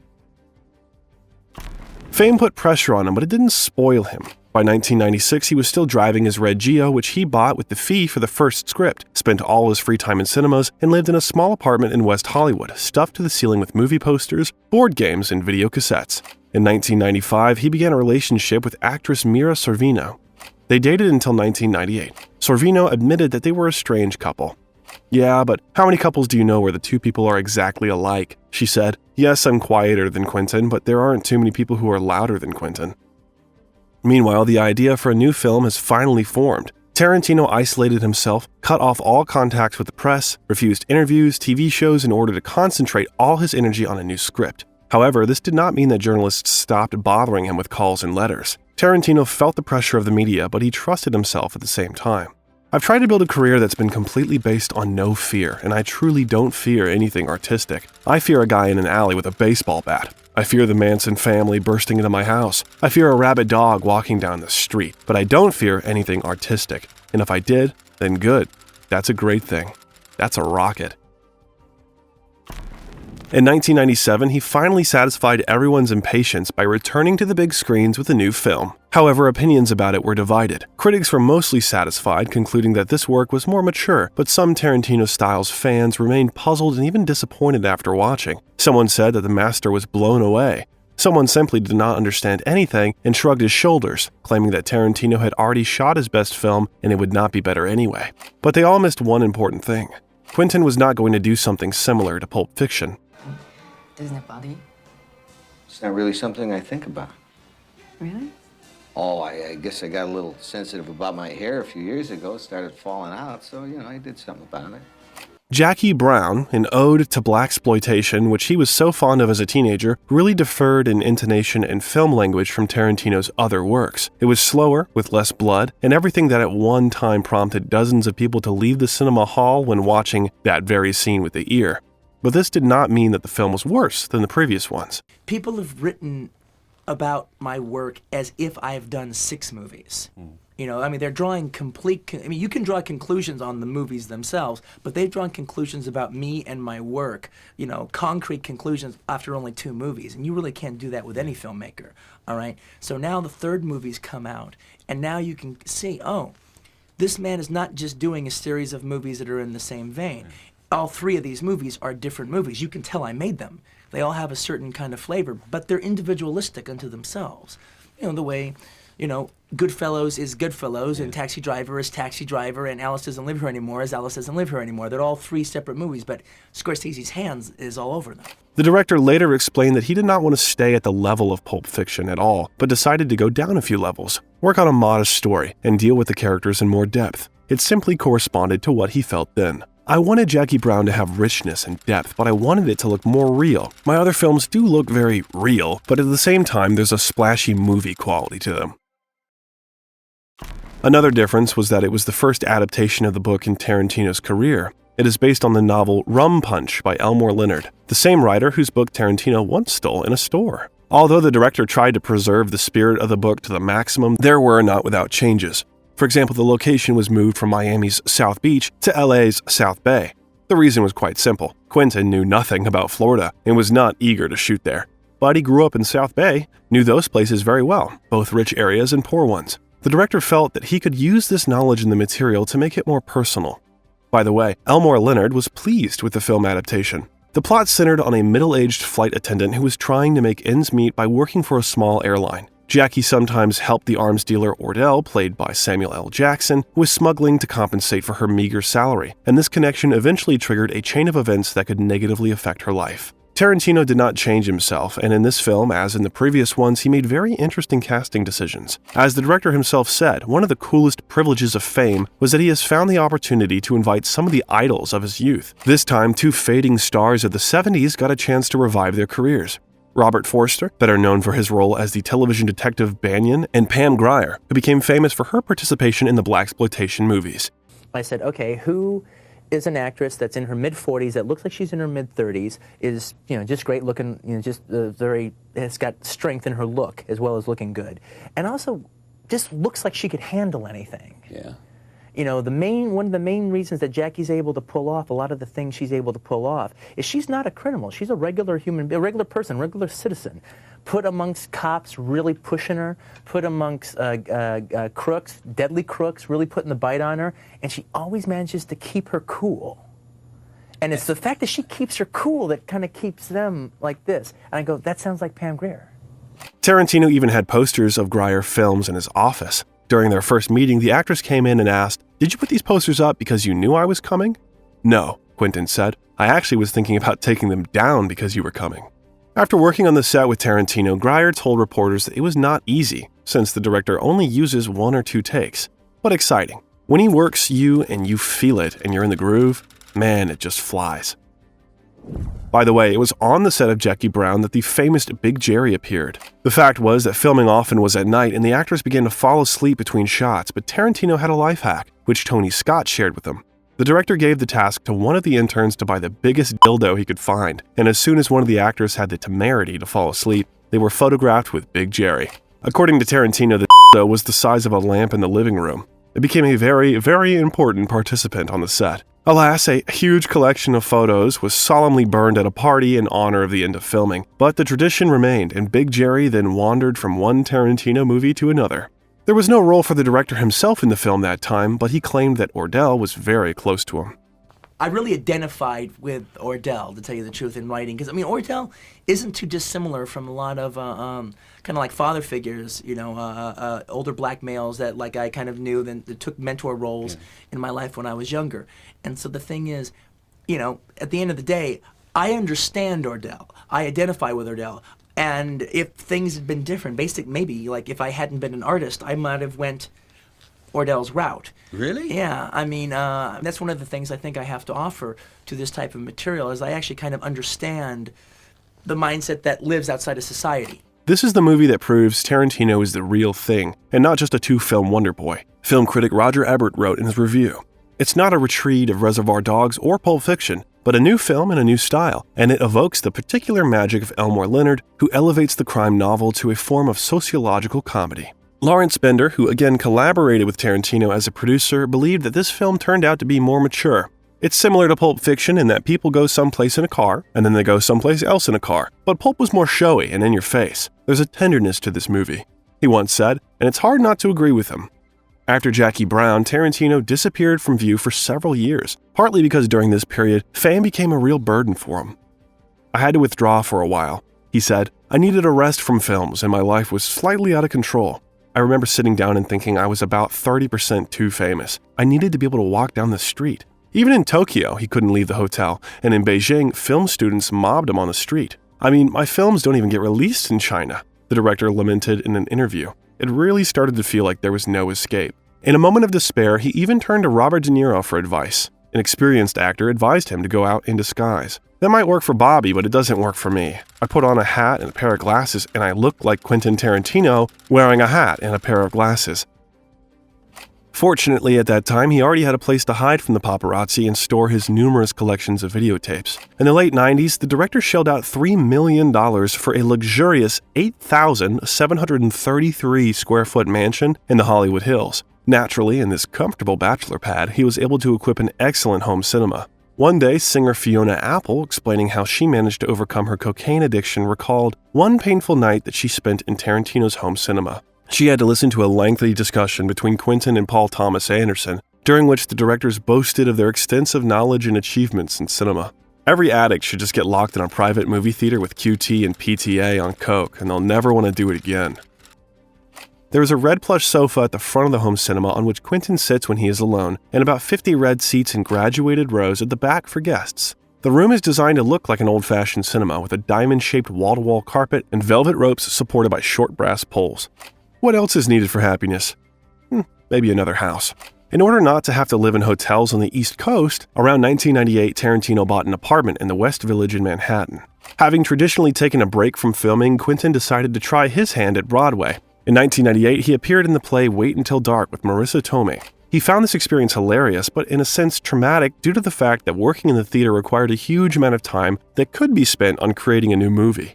And the reviews of the play left much to be desired, and they touched a nerve in Tarantino. For example, the New York Post's theater critic wrote, "He was far better than I was led to expect. He was merely terrible." Tarantino began to think that people on the streets would recognize him as the one whose acting sucks. "I tried not to take it personally, but it was personal," he admitted. "It was not about the play, it was about me, and at a certain point I started getting too thin a skin about the constant criticism." Then he decided to concentrate on what he did best, writing stories. From 1998 to 2000, Tarantino's only film work was a role in the comedy with Adam Sandler, Little Nicky. The media again wondered where the chatty, cheeky director was hiding. Some journalists, in long sarcastic articles, enthusiastically buried alive the career of the Hollywood Wonder Boy. It was all nonsense, of course. Tarantino was just waiting until he felt that the time and the project were suitable enough for him to step behind the camera again. When I was making Pulp Fiction, I would have died for the movie, and if I don't feel that way, I don't want to put my name on it. I almost feel that I owe it to people who like my stuff. I don't want to burn out, alright? He worked on several scripts at the same time during this self-imposed exile from Hollywood. There was a story taking place during the Second World War. The screenplay became big and sprawling. It was some of the best stuff I've ever written, but at a certain point I thought, am I writing a script or am I writing a novel? I basically ended up writing 3 World War II scripts. None of them had an ending. He later explained to Vanity Fair. And it seemed to be already obvious that part of this would be his next film. But one day at a party, the director ran into Uma Thurman. The actress, whom they had not seen for 3 years, asked if he had done anything with the idea that they came up with a long time ago, back in the days of Pulp Fiction. One day after a day of shooting, they were chatting about the types of films they would like to work on. Quentin said that he would like to make a kung fu movie in the style of the 70s. Uma came up with the first shot of the film in which she was beaten and dressed in a wedding dress. Inspired by the conversation, Tarantino wrote 30 pages of the script, but then abandoned it. At the time, they crossed paths with Thurman again. His war epic had ballooned into something much larger than he had intended, and he was distressed that so many other directors were already working on World War II films. Therefore, Tarantino decided to return to the story of the bride, promising the actress that he would finish writing in 2 weeks as a birthday present for her. I've always considered her my actress, you know? So I went back home that weekend and dug out the few pages that I'd written on Kill Bill and decided, what the heck, I'll work on them.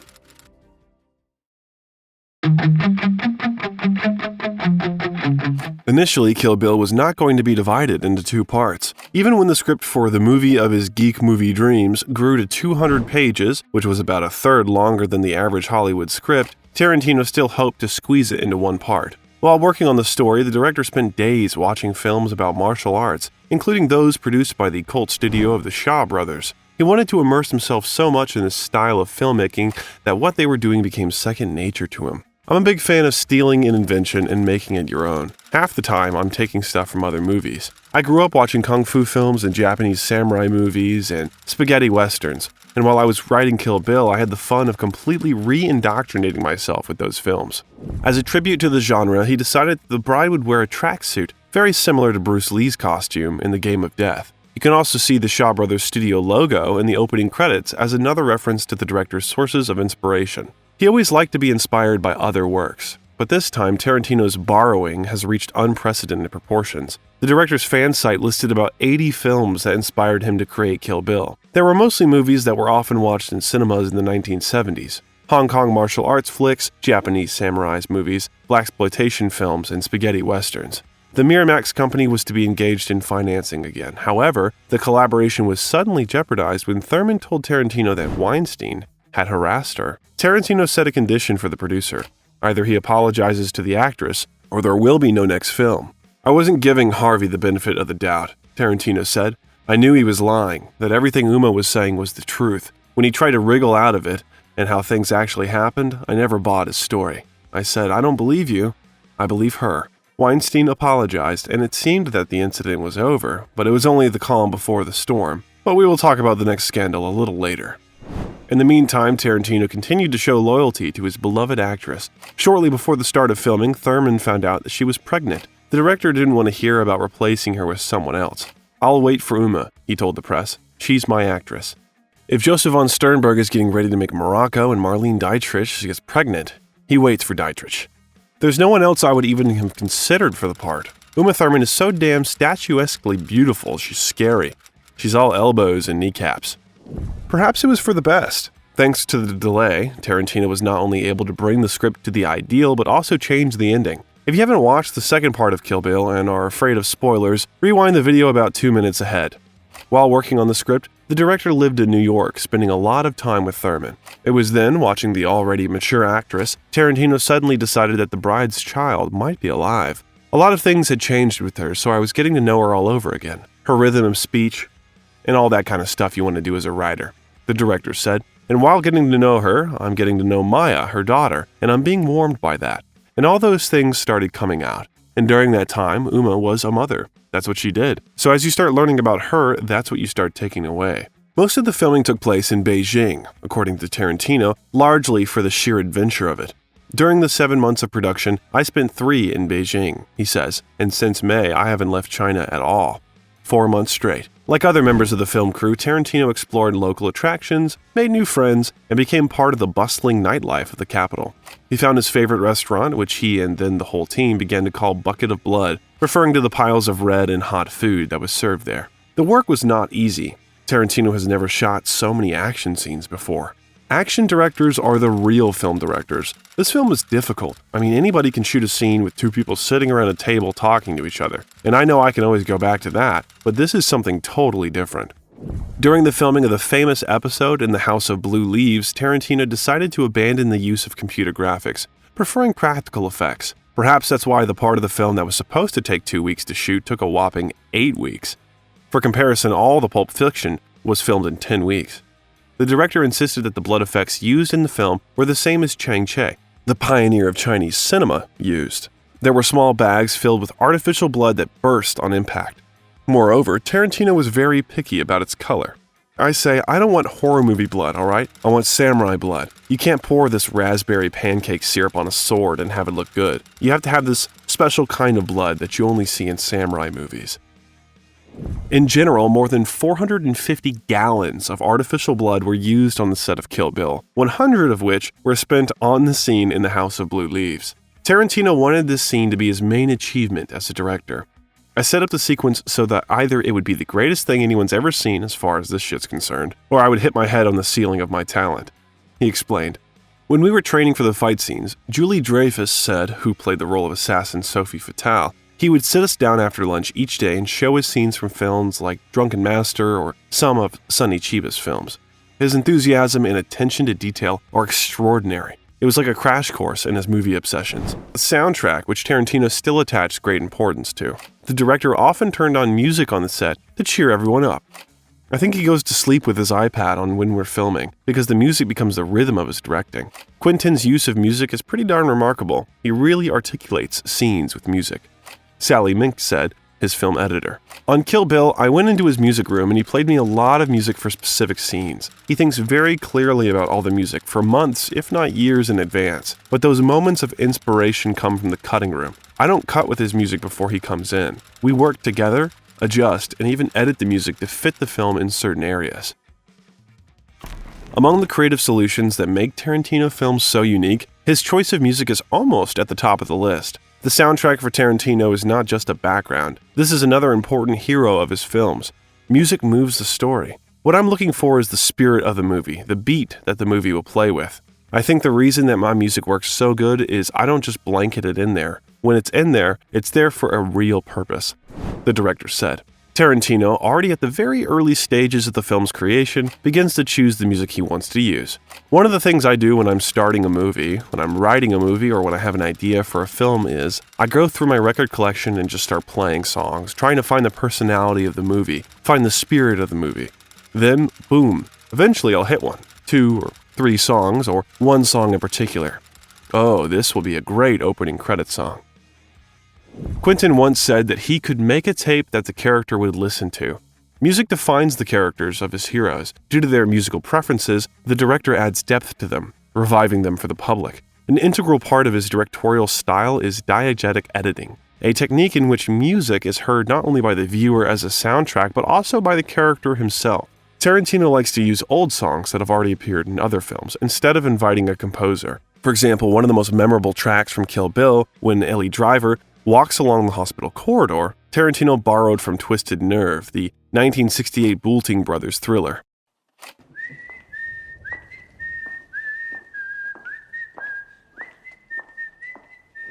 Also in this Tarantino movie, you can hear the music of the great Ennio Morricone, who is also known for the soundtracks to Sergio Leone's Dollars trilogy. And for the second part of Kill Bill, one of the soundtracks was written by Robert Rodriguez. For his work, the director charged a friend only $1. In response, Tarantino shot a scene in Rodriguez's film Sin City for the same price.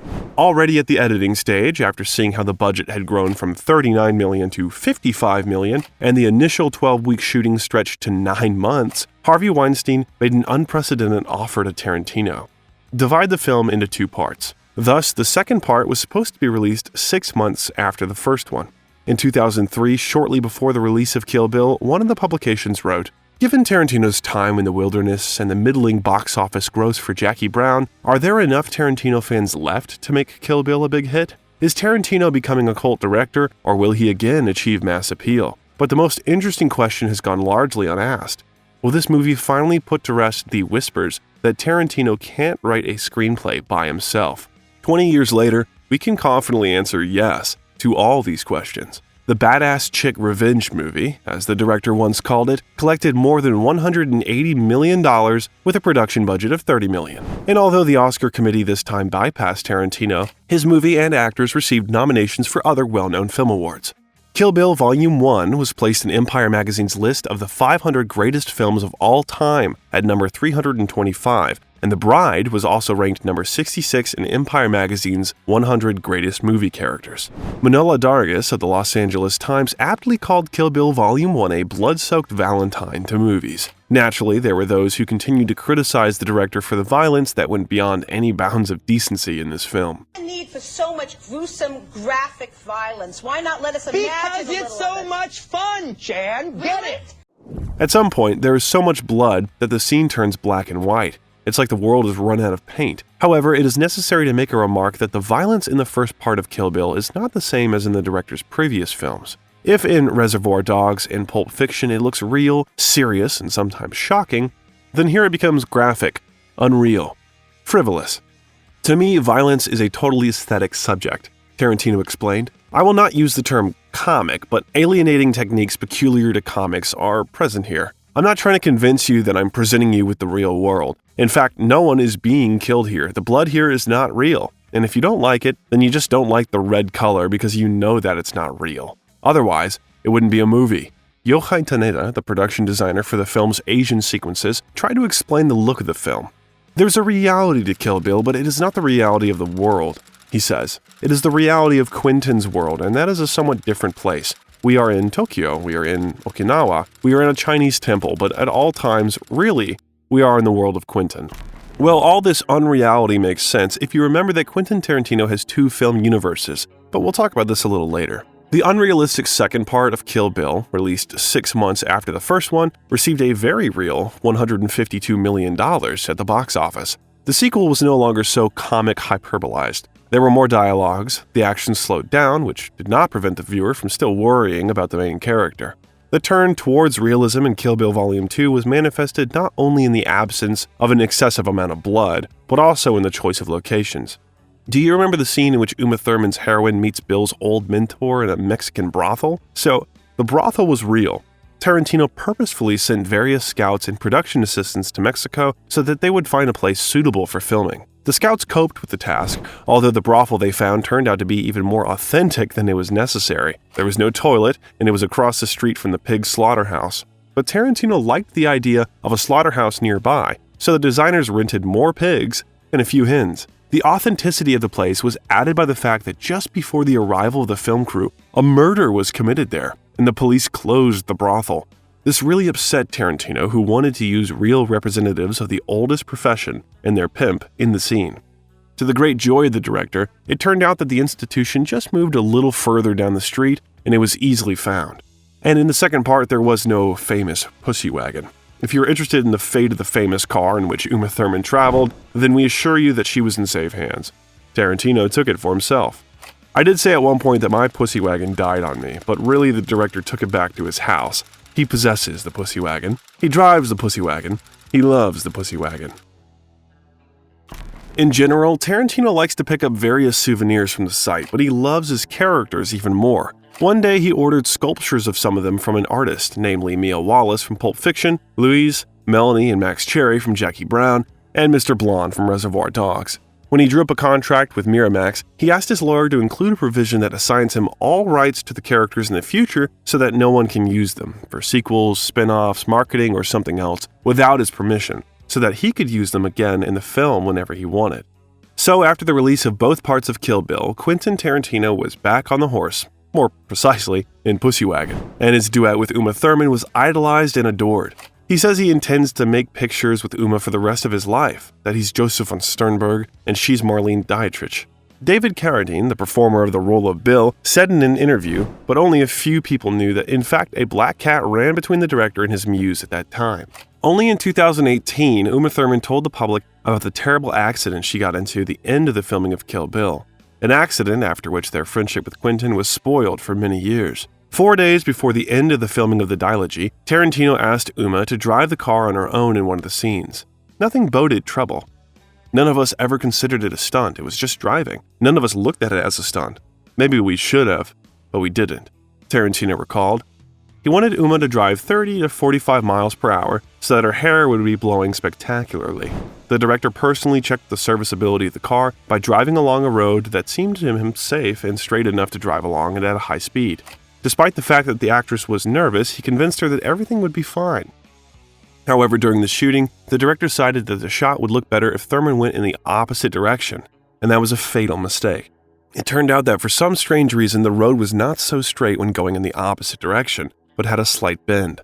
As a result, the actress lost control and crashed into a tree.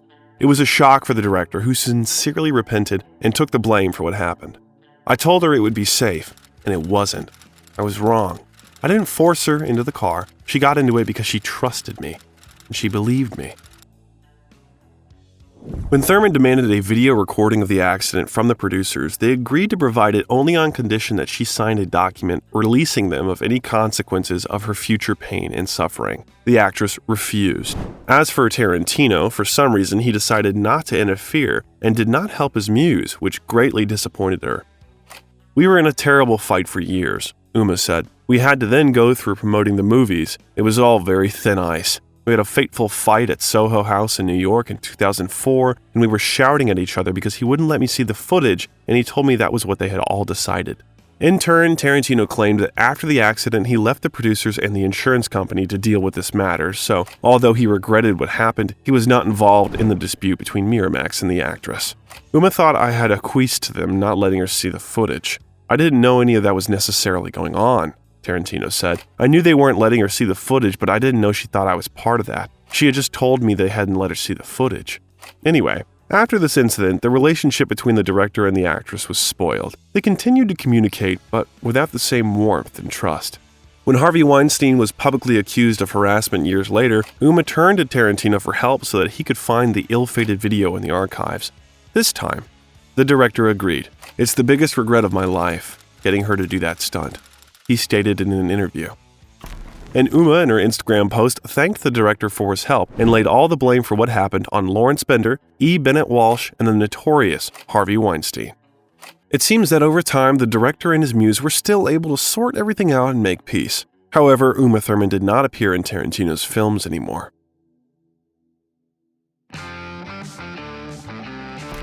Let's go back to 2004, when the audience had still fresh impressions of the film, and the yellow press was in full swing discussing Tarantino's new romance with Sofia Coppola. However, there is nothing much to say about this relationship. The directors dated for only a couple of years and parted friends. Tarantino continued to devote all his time to cinema. "When I'm doing a movie, I'm not doing anything else. It's all about the movie. I don't have a wife, I don't have a kid, nothing can get in my way. The whole world can go to hell and burst into flames. I don't care. This is my life." "I'm not saying that I'll never get married or have a kid before I'm 60, he added, "but I've made a choice so far to go on this road alone, because this is my time. This is my time to make movies." In the same 2004, the director, as a recognition of his services to cinema, received an offer to head the jury of the Cannes Film Festival. He also didn't forget about television. For example, he appeared in one episode of the TV series Alias, directed by J.J. Abrams. And in 2005, Tarantino wrote the script and directed an episode of the drama CSI, Crime Scene Investigation. It turned out he was a big fan of the show. It was like channeling a god. Carol Mendelsohn, the showrunner of the series, recalled with delight this collaboration. He knows more about CSI than we do. Things we've long forgotten, he's filed away. He's a walking encyclopedia. The director was nominated for an Emmy Award for his work. In the same year, Tarantino was ranked 42nd in Time's annual list of the 100 most influential people in the world, and filmmaker and historian Peter Bogdanovich referred to Tarantino as the most single influential director of his generation. It's not surprising that everyone wanted to see him at least as a cameo in their projects. For example, he agreed to participate in the Muppets Wizard of Oz as himself. In the film, Tarantino discussed with Kermit the cruel ideas of how to stop the Wicked Witch of the West. The contrast is certainly impressive. Gals, whip out these huge samurai swords, and they just tear it up. I'm talking kung fu. I'm talking walking on walls. What can this say about Tarantino? Probably he's not shy about doing what he gets pleasure from, and it doesn't matter whether it's a new Robert Rodriguez movie, a puppet fairy tale with curved 3D animation. Speaking of Rodriguez, in 2007, the buddies reunited to create a project that was supposed to be a tribute to the exploitation films of the 60s and 70s. Such B-movies were often shown in a double session in American cinemas, which were called grindhouses. Hence the name of the project appeared. Tarantino and Rodriguez's Grindhouse consisted of 2 full-length films in the spirit of exploitation and 4 fake trailers. The idea came when Rodriguez visited Tarantino and he arranged for a friend to watch similar films in his home theater. He'd always program the night with some really great trailers from the era, and then a feature, and then a few more trailers, and then another feature. And I was like, man, we have to recreate these nights for the rest of the world. And right then he was like, we have to call it Grindhouse. So the part of Rodriguez was called Planet Terror, and was a horror about zombies with elements of comedy. And Tarantino's slasher, Death Proof, in turn, told about a maniac stuntman who once had bad luck with his victims. Rodriguez and Tarantino were going to shoot comic trailers of their own, but Rob Zombie, Edgar Wright, Eli Roth, and Jason Eisner became interested in the project, and the directors agreed to use their colleagues' material. Some refused to work with friends in order to avoid conflicts, but this is definitely not about our couple. If one of them doesn't like something, he just talks about it and offers something of his own. For example, in Rodriguez's script, there was a big speech with which he was going to attract one actor for the role. The director made a note in the script, to be rewritten by QT. Tarantino directed the second unit of Rodriguez's film, and he in turn was the director of photography in Death Proof. I can't imagine doing Grindhouse with any other director in the way that me and Robert did it, because I just had complete faith and trust in them, Tarantino admitted. So much so that we didn't actually see each other's movie completed until 3 weeks before the film opened. It was as if we worked in little vacuums and cut our movies down and then put them together and watched it all play, and then made a couple of little changes after that. And pretty much that was it. Grindhouse was conceived as a kind of attraction that was supposed to send the viewer on a journey through time, namely to a cheap cinema of the 70s. The creators used various techniques to make the films look like the ones they were inspired by. The image was deliberately damaged to look like exploitation films, which, due to frequent movies from one theater to another, ended up in very poor condition. Film editor Sally Mink recalled, "We'd take a pen, a needle, or some other implement and scratch the film. Nina Kawasaki, my assistant, would go out and thrash it against the bushes on the driveway. We kept asking the lab to make this section dirtier. We never even got it. We were too careful. We should have gotten it dirtier in some places. The lab had a lot of fun, though, not being careful. Want to smoke a cigarette over that? No problem." Tarantino himself said that Death Proof was supposed to be the worst film he had ever made. "And for a left-handed movie, that wasn't so bad, alright?" he added. "So if that's the worst I ever get, I'm good." Apparently, the idea behind the movie grew out of his desire to buy a Volvo. In a 2007 interview, Tarantino explained, "About 10 years ago, I was talking to a friend about getting a car, and I wanted to get a Volvo because I wanted a really safe car. I remember thinking that I didn't want to die in some auto accident like the one in Pulp Fiction. So I was talking to my friends about this, and he said, well, you could take any car and give it to a stunt team, and for $10,000 or $15,000, they can death-proof it for you." Well, that phrase, death-proof, kind of stuck in my head. At the time of the film's release, Tarantino thought it was one of the best scripts he had ever written. However, despite all the passion, enthusiasm, and love for the genre that were invested in Grindhouse, it unfortunately failed at the box office. Perhaps now, in the days of franchises and interactive content, the audience would like Grindhouse more with all its subtle references and parody trailers. But in 2007, the viewer wasn't in a hurry to give his money for a ticket.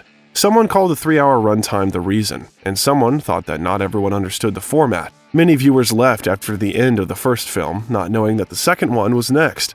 Tarantino had to admit. With Grindhouse, I think me and Robert just felt that people had a little more of a concept of the history of double features and exploitation movies. No, they didn't. At all. They had no idea what the they were watching. It meant nothing to them, alright, what we were doing. So that was a case of being a little too cool for school. As for the critical reception, some fans of the old exploitation cinema called Grindhouse mainstream, a film that was desperately trying to be a cult classic. However, others were more supportive, saying that the idea itself was good, just the implementation was not the most successful. For example, the author of a review for The Guardian wrote that Death Proof was silly, but wildly enjoyable. Tarantino's box office blunder did not prevent him from buying his own cinema in 2007.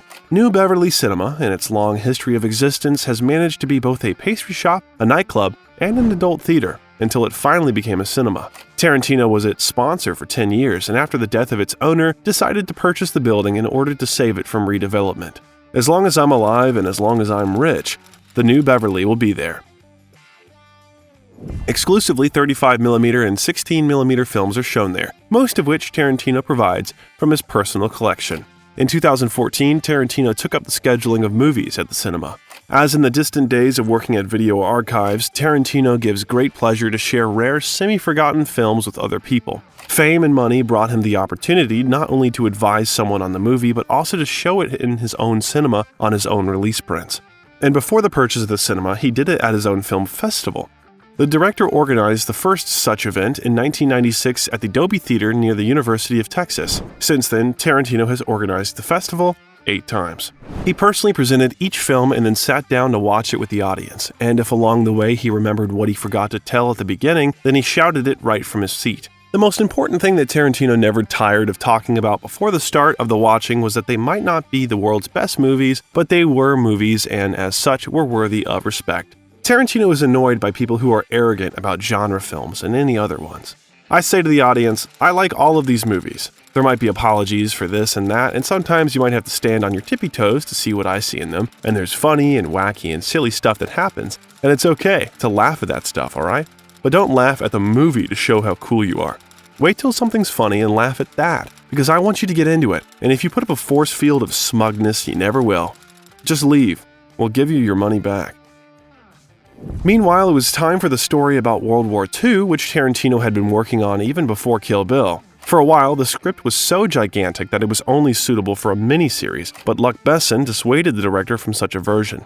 "You're one of the only guys whose movies make me want to go out to a theater," Besson told him one night over drinks. Then Tarantino once again made an attempt to reduce the material and radically change the story to still make a movie out of it. Of course, in this scenario, most of what was happening did not correspond to real events, for which Tarantino was then actively criticized by part of the audience. But what did they expect to get from a director who's constantly mixed genres and broke patterns? That time, his film was greatly influenced by spaghetti westerns. It's an interesting combination with the military theme, isn't it? The film's title is also a reference to a 1978 spaghetti western called The Inglourious Basterds. Quentin Tarantino has cited this movie as an influence on Inglourious Basterds, although the two films have very little in common beyond the title. Tarantino admitted that of all the characters he has written throughout his career, it was most interesting to create Colonel Hans Landa. The minute he enters a scene, he dominates it. All the things that he was supposed to be good at, he was that good at them. I found I had a really interesting situation with him that has been hard to have with any other character. But for such an interesting and frightening character, it was not so easy to find a suitable actor. The difficulty was added by the fact that the hero spoke 4 languages. The director couldn't find an actor until the last moment, and he was so desperate that he wasn't sure if the film would be shot at all. He gave the film crew 1 more week to find a suitable candidate before shutting down production completely. That's when they found Christopher Waltz, and the film was saved. You do a good job, you get a cool, man. You get a really great take. He'll scrunch his forehead and nod, and you get 2 thumbs up. And every once in a while, when you hit that sweet spot, you'll get a genius! I never got that.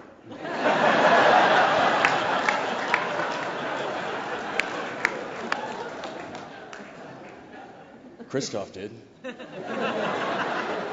It was much easier to find an actor for the role of Aldo Raine. Tarantino recalled, "As I was writing the script, it went from, oh, Brad could be good in this, to Brad would be damn good in this, to Brad would be fucking awesome in this, to, okay, now I need to fucking get Brad, because if I don't, what am I going to do?" Tarantino went to Pitt's house in the south of France to attract the actor for the role. They walked around his property, after which they talked for a long time about movies, drinking wine, and smoking hashish. The next morning, Tarantino returned to his hotel room with a piece of hashish that Pitt had cut from his own, as well with a can of Coca-Cola, which they used as a pipe. "All I know is we talked about backstory," Pitt said. "We talked about movies into the wee hours. I got up the next morning and I saw 5 empty bottles of wine on the floor. 5. And something that resembled smoking apparatus. I don't know what that was. Apparently, I had agreed to do the movie, and 6 weeks later, I was in a uniform." And so, the work on Inglourious Basterds began. One of Tarantino's features as a director is that he prefers not to sit behind video monitors, but to be as close to the actors as possible so that they feel the power of his attention. This time, he was not only next to the actors, but also among them. But it wasn't for long. At the beginning of the second chapter, you might notice Quentin Tarantino in the image of a dead Nazi soldier whose corpse was scalped. Tarantino's hands had their own cameo. It was the director's hands in the scene where Hans Landa strangled Bridget von Hammersmark. He decided that for more realism, the actress needed to be strangled a little for real, and did not entrust it to other members of the team. Naturally, when it appeared in the media, the director received a wave of hate. Tarantino was called a sadist, and they recalled stories from the filming of Kill Bill, when for one scene he himself spat in Uma Thurman's face instead of Michael Madsen, and for another he strangled her with a chain. As for Diane Kruger herself, the performer of the role of Bridget von Hammersmark, she did not seem to feel offended. Anyway, when Tarantino was once again criticized for allegedly liking to abuse actresses in his films, she wrote on her Instagram, "I would like to say that my work experience with Quentin Tarantino was pure joy. He treated me with utter respect and never abused his power or forced me to do anything I wasn't comfortable with."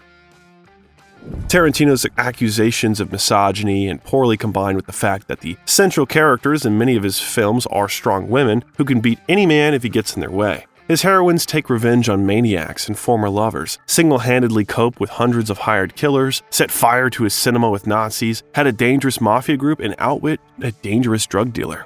By the way, he exploited another of his actresses from Inglourious Basterds as an employee of his cinema.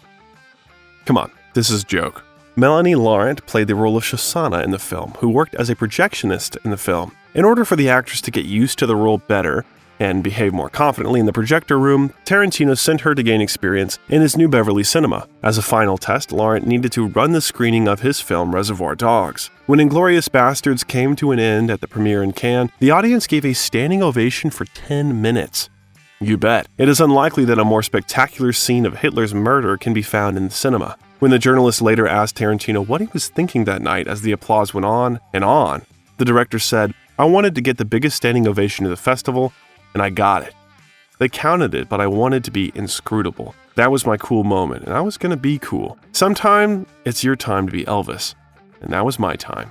It was safe to say that Tarantino made a film in part about the power of cinema, that it was able to change the fate of people in a variety of sophisticated ways. One of the things that's actually very interesting to me about that is that, one, nitrate stock can do that, so it's just a neat, cool, practical aspect. But I like the idea that it's the power of cinema that fights the Nazis, but not even as a metaphor, as a literal reality. Inglourious Basterds grossed a total of $321.5 million at the global box office. This made Tarantino's film the highest grossing at the time of release, surpassing Pulp Fiction. Inglourious Basterds has been nominated for 8 Academy Awards. Tarantino was nominated as the Best Director and as the author of the Best Original Screenplay. In those years, many believe that one of the reasons for the success of Tarantino's films was his long-term collaboration with the film editor Sally Mink. Tarantino himself admitted that he did not always remember which idea, sitting in the editing room, he proposed and which one she proposed. After they met in the mid-90s, Tarantino announced on the same day that they would work on all of his films. And so it was until 2009. Sally Mank was the very editor who was able to understand Tarantino's confusing chronology and plots. He listened to her, trusted her opinion. Mank could say, "You overdo it too much." And he answered, "All right." "We just clicked creatively," Sally said in an interview. Editing is all about intuiting the tone of the scene, and you have to chime with the director. We've built up such trust that now he gives me the dailies, and I put them together and there's little interference. They didn't usually work in studios. Quentin rented small private houses in Los Angeles and turned them into editing rooms for a while. Perhaps he wanted to add more comfort and a homely atmosphere to both of them in this way. Editing a film is a very long, painstaking process that usually takes place alone. On the set of Death Proof and Inglourious Basterds, Tarantino asked the actors to send her greetings after unsuccessful takes to cheer Sally up. Hello, Sally. And welcome to happy first day. And happy first day. Say hi, Sally. Sally. Hi, Sally. Hi, Sunny. Sally, I am not dead. I just pretended.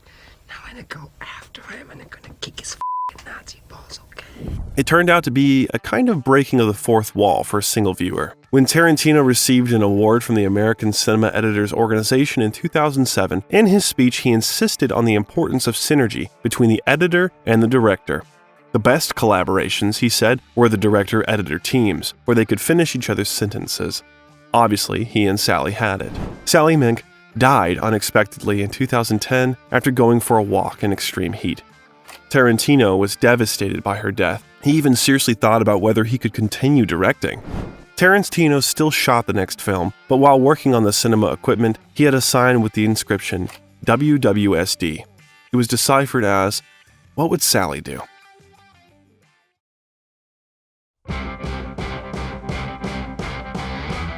In 2010, Tarantino was appointed chairman of the Venice Film Festival jury. There was not without scandal.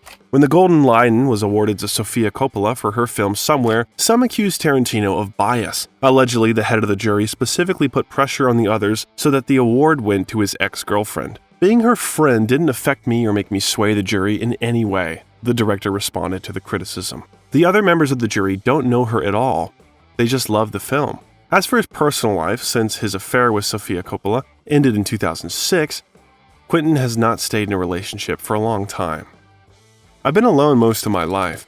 I was an only child raised by a single mother, so I'm very comfortable with my own company."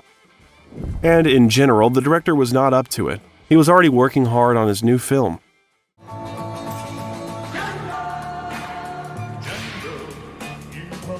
Tarantino began developing the idea of a film set in the deep south of the United States before the Civil War back in 2007. He has long wanted to do movies that deal with America's horrible past with slavery, but do them like spaghetti westerns, not like big issue movies. For which later, by the way, the director will repeatedly receive bad reviews from critics, but more on that later. He formed his vision of the film when he began writing a book about the work of Italian director Sergio Corbucci, known for his spaghetti westerns. According to Tarantino, one of the things Corbucci did was to push spaghetti westerns from being operatic, grandiose versions of American westerns to being much more violent, brutal, and surreal. And Tarantino wanted Django Unchained to be just that. I was writing about how his movies have this evil Wild West, a horrible Wild West. It was surreal. It dealt a lot with fascism. So I'm writing this whole piece on this, and I'm thinking, I don't really know if Sergio was thinking this while he was doing this, but I know I'm thinking about it now, and I can do it. Corbucci's films became his main source of inspiration, including Django in 1966. One of the first actors who was introduced to work with the film was Christoph Waltz. Tarantino was so impressed with him during the filming of Inglourious Basterds that this time he gave him a script to read during the writing process. Waltz recalled how he came to visit Quentin, and the director sat him down at the table, put the pages of the script in front of him, and watched the actor read. Waltz compared this process to a kind of magical ritual, and he was very touched that Tarantino allowed him to participate in the process of creating the script, even at the level of a third-person observer. Of course, the actor was modest. One scene of the movie definitely wouldn't have happened if it wasn't for him. When creating the characters, Tarantino knew from the very beginning that Django's wife, whom he seeks to free from slavery, would be called Brunilda. One day, Christoph invited the director to a production of Wagner's The Ring of the Nibelung in Los Angeles, but Tarantino was late for the first act, and Christoph invited him to dinner. At dinner, the actor told him the plot of the first act, and as he talked, Tarantino realized the parallels between the adventures of Django with Brunilda and Siegfried and Brunilda. He never went to the third act because he didn't want to know how it would end. So, there was a scene in the film in which Christoph's character told Django the plot of the legend of Siegfried and Brunilda. While working on his spaghetti western, Tarantino delved quite deeply into the study of how slave plantations worked as societies, and he found that it was basically an absurd, grotesque parody of European aristocracy. The director speaks of the cruel landowner, Calvin Candy, as the only character that he didn't like to create. I hated Candy, and I normally like my villains no matter how bad they are. I can see their point of view. I could see his point of view, but I hated it so much. For the first time as a writer, I just hated this guy. Fortunately, the director did not have to look for an actor for the role of this vile guy for a long time. Being a friend of Leonardo DiCaprio for 15 years, Tarantino sent him scripts from time to time in case the actor wanted to play in them. He got the script and really liked Calvin Candy, the director recalled. Leo was younger than I had initially written, but I read it again and could see no reason why the character couldn't be younger. Perhaps the most difficult was the choice of an actor for the main role. One of the main candidates was Will Smith, but the director and the actor's vision of Django's image diverged, and in the end, Jamie Foxx got the role. By the way, the horse Django rode in the movie was Foxx's horse in real life. The most difficult trick of the film was also connected with horses. Forget CGI. Make it real is one of the main rules for creating action movies, according to Tarantino. Therefore, the team has been preparing for the scene in which riders and their horses fell from the explosion of the dentist's trailer for 4 months. They had 15 horses that had to fall at the same time, and as you understand, it was not so easy to do this. The rehearsal time was months. I replayed it in my mind 100 times. And before we started shooting, we did a rehearsal for Quentin, and it literally was all the horses all at the same time, which I've never seen. Nobody has.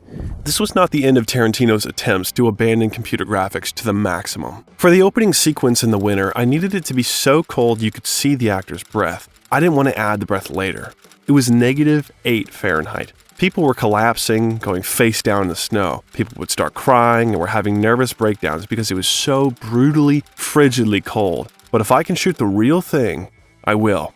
But judging by the reviews of the actors, shooting at Tarantino's movies cannot be called a total torment. In terms of the level of fun that you're going to have, some people tend to take themselves really seriously because they're making a film. Quentin, you're making a movie. You're there to, kind of play a big kid's game. Everybody's playing make-believe. Speaking of Samuel L. Jackson, since the actor has been working with Tarantino for many years, their mutual understanding on the set surpasses all other relations between the director and the actors. According to Jamie Foxx, he was even a little jealous of this tandem. While working, they offer each other to do some feint in the next take, which was not in the script, and everything turns out as well as possible. The team's effort paid off in full. The film grossed $426 million worldwide with a production budget of $100 million, thereby overtaking Inglourious Basterds. However, as always, a storm of criticism has arisen around the film. First of all, many were outraged by the frequency of using the N-word, but this is not the first time Tarantino has faced this claim. I don't think anybody is actually going out there saying that we use the word more excessively than it was used in 1858 in Mississippi. And if that's not the case, then they can shut up. Every time someone wants an example of overuse of the N-word, they go to Quentin. It's unfair. Samuel L. Jackson defended the director. He's just telling the story and the characters do talk like that. When Steve McQueen does it with 12 Years a Slave, it's art. He's an artist. Quentin's just a popcorn filmmaker. Director Spike Lee, for example, denounced the film even before its release, saying that he considered it disrespectful to his ancestors and he would not be going to watch it. What happened during slavery times is 1,000 times worse than what I show, Tarantino tried to explain. So if I were to show it 1,000 times worse, to me, that would just be how it is. If you can't take it, you can't take it. The director wasn't trying to make something like Schindler's List. He wanted to do something more entertaining and give the hero the opportunity to avenge all the pain he had endured in a manner typical of all previous Tarantino's characters. He entertains you and leaves you with this epic hero's journey for love that makes you walk out of the theater feeling uplifted. The atmosphere around Django Unchained got heated when the tragedy occurred at Sandy Hook Elementary School. Once again, the issue of the influence of violence in cinema on the psyche of the viewer was raised, and it's clear who got criticism first. I think it's disrespectful. I think it's disrespectful to their memory and the memory of people who died to talk about movies. Obviously, the issue is gun control and mental health. At that time, Tarantino was so fed up with the accusations against him that he refused to answer another question about violence during an interview with Krishnan Gurumurthy. I'm going to tell you why I'm so sure. Do not ask me a question like that. I'm not biting. I refuse your question. Why? Because I refuse your question. I'm not your slave and you're not my master. However, all these numerous scandals did not prevent the film from receiving 5 Golden Globe Award nominations, including Best Film, Best Director, and Best Screenplay.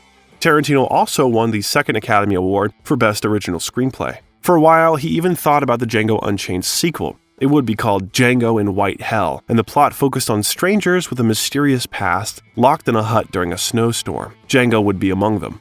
The story was a combination of two genres, the parlor room mystery and the widescreen, large-scale western. The idea came to the director while watching his collection of TV series such as Bonanza, The Big Valley, and The Virginian. These shows often had episodes where a bunch of thugs were held hostage. He thought, what if I did a movie starring no heroes, no Michael Landons, just a bunch of nefarious guys in a room, all telling backstories that may or may not be true. Trap those guys together in a room with a blizzard outside, give them guns, and see what happens. But Django, being a positive character, didn't really fit into this concept. All of a sudden it hit me the only thing wrong with the story was Django. There should be no moral center. I thought it should be a room of bad guys, and you can't trust a word anybody says. So Django left the script and the story ceased to be a sequel, but was supposed to become a separate film called The Hateful Eight. However, in January 2014, the script leaked online. You can imagine how furious Tarantino was. The script was seen by only 6 people, among whom were Michael Madsen, Bruce Dern, and Tim Roth. It seemed that one of the actors gave the script to his agent, through whom the leak occurred, but the specific name of the responsible was never named. Tarantino refused to shoot the picture, but since he really liked the story, the director decided to arrange a script reading at the theater at the Ace Hotel in Los Angeles. And this evening changed Tarantino's mind. The energy in that theater was so big, recalls Michael Madsen. It was just big, and afterwards Quentin said, "Wow, that really went well. I didn't think it would go that well." And they were all like, "Yeah, it did, man." Madsen thought that this was when Quentin made the decision to make the film. The calmed director wrote 2 new endings and decided to return to the project. Interestingly, most of the actors who took part in the reading got roles in the film, with the exception of Amber Tamblyn, who read the role of Daisy. She was replaced by Jennifer Jason Leigh. The great Ennio Morricone also took part in the creation of the film. Previously, Tarantino had already taken his soundtracks for his projects, but this time, the composer wrote music specifically for the director. "He trusted me so much, he left me completely free to compose my music," Morricone recalled with delight. "This is totally different from some of my past experiences. Some directors wanted me just to do once again what they have already heard before, and I had to really force them to accept my idea because I wanted to do something that belonged to me, something that was coming from myself." Morricone took fragments of unused music for the John Carpenter film The Thing and remade them for a new movie.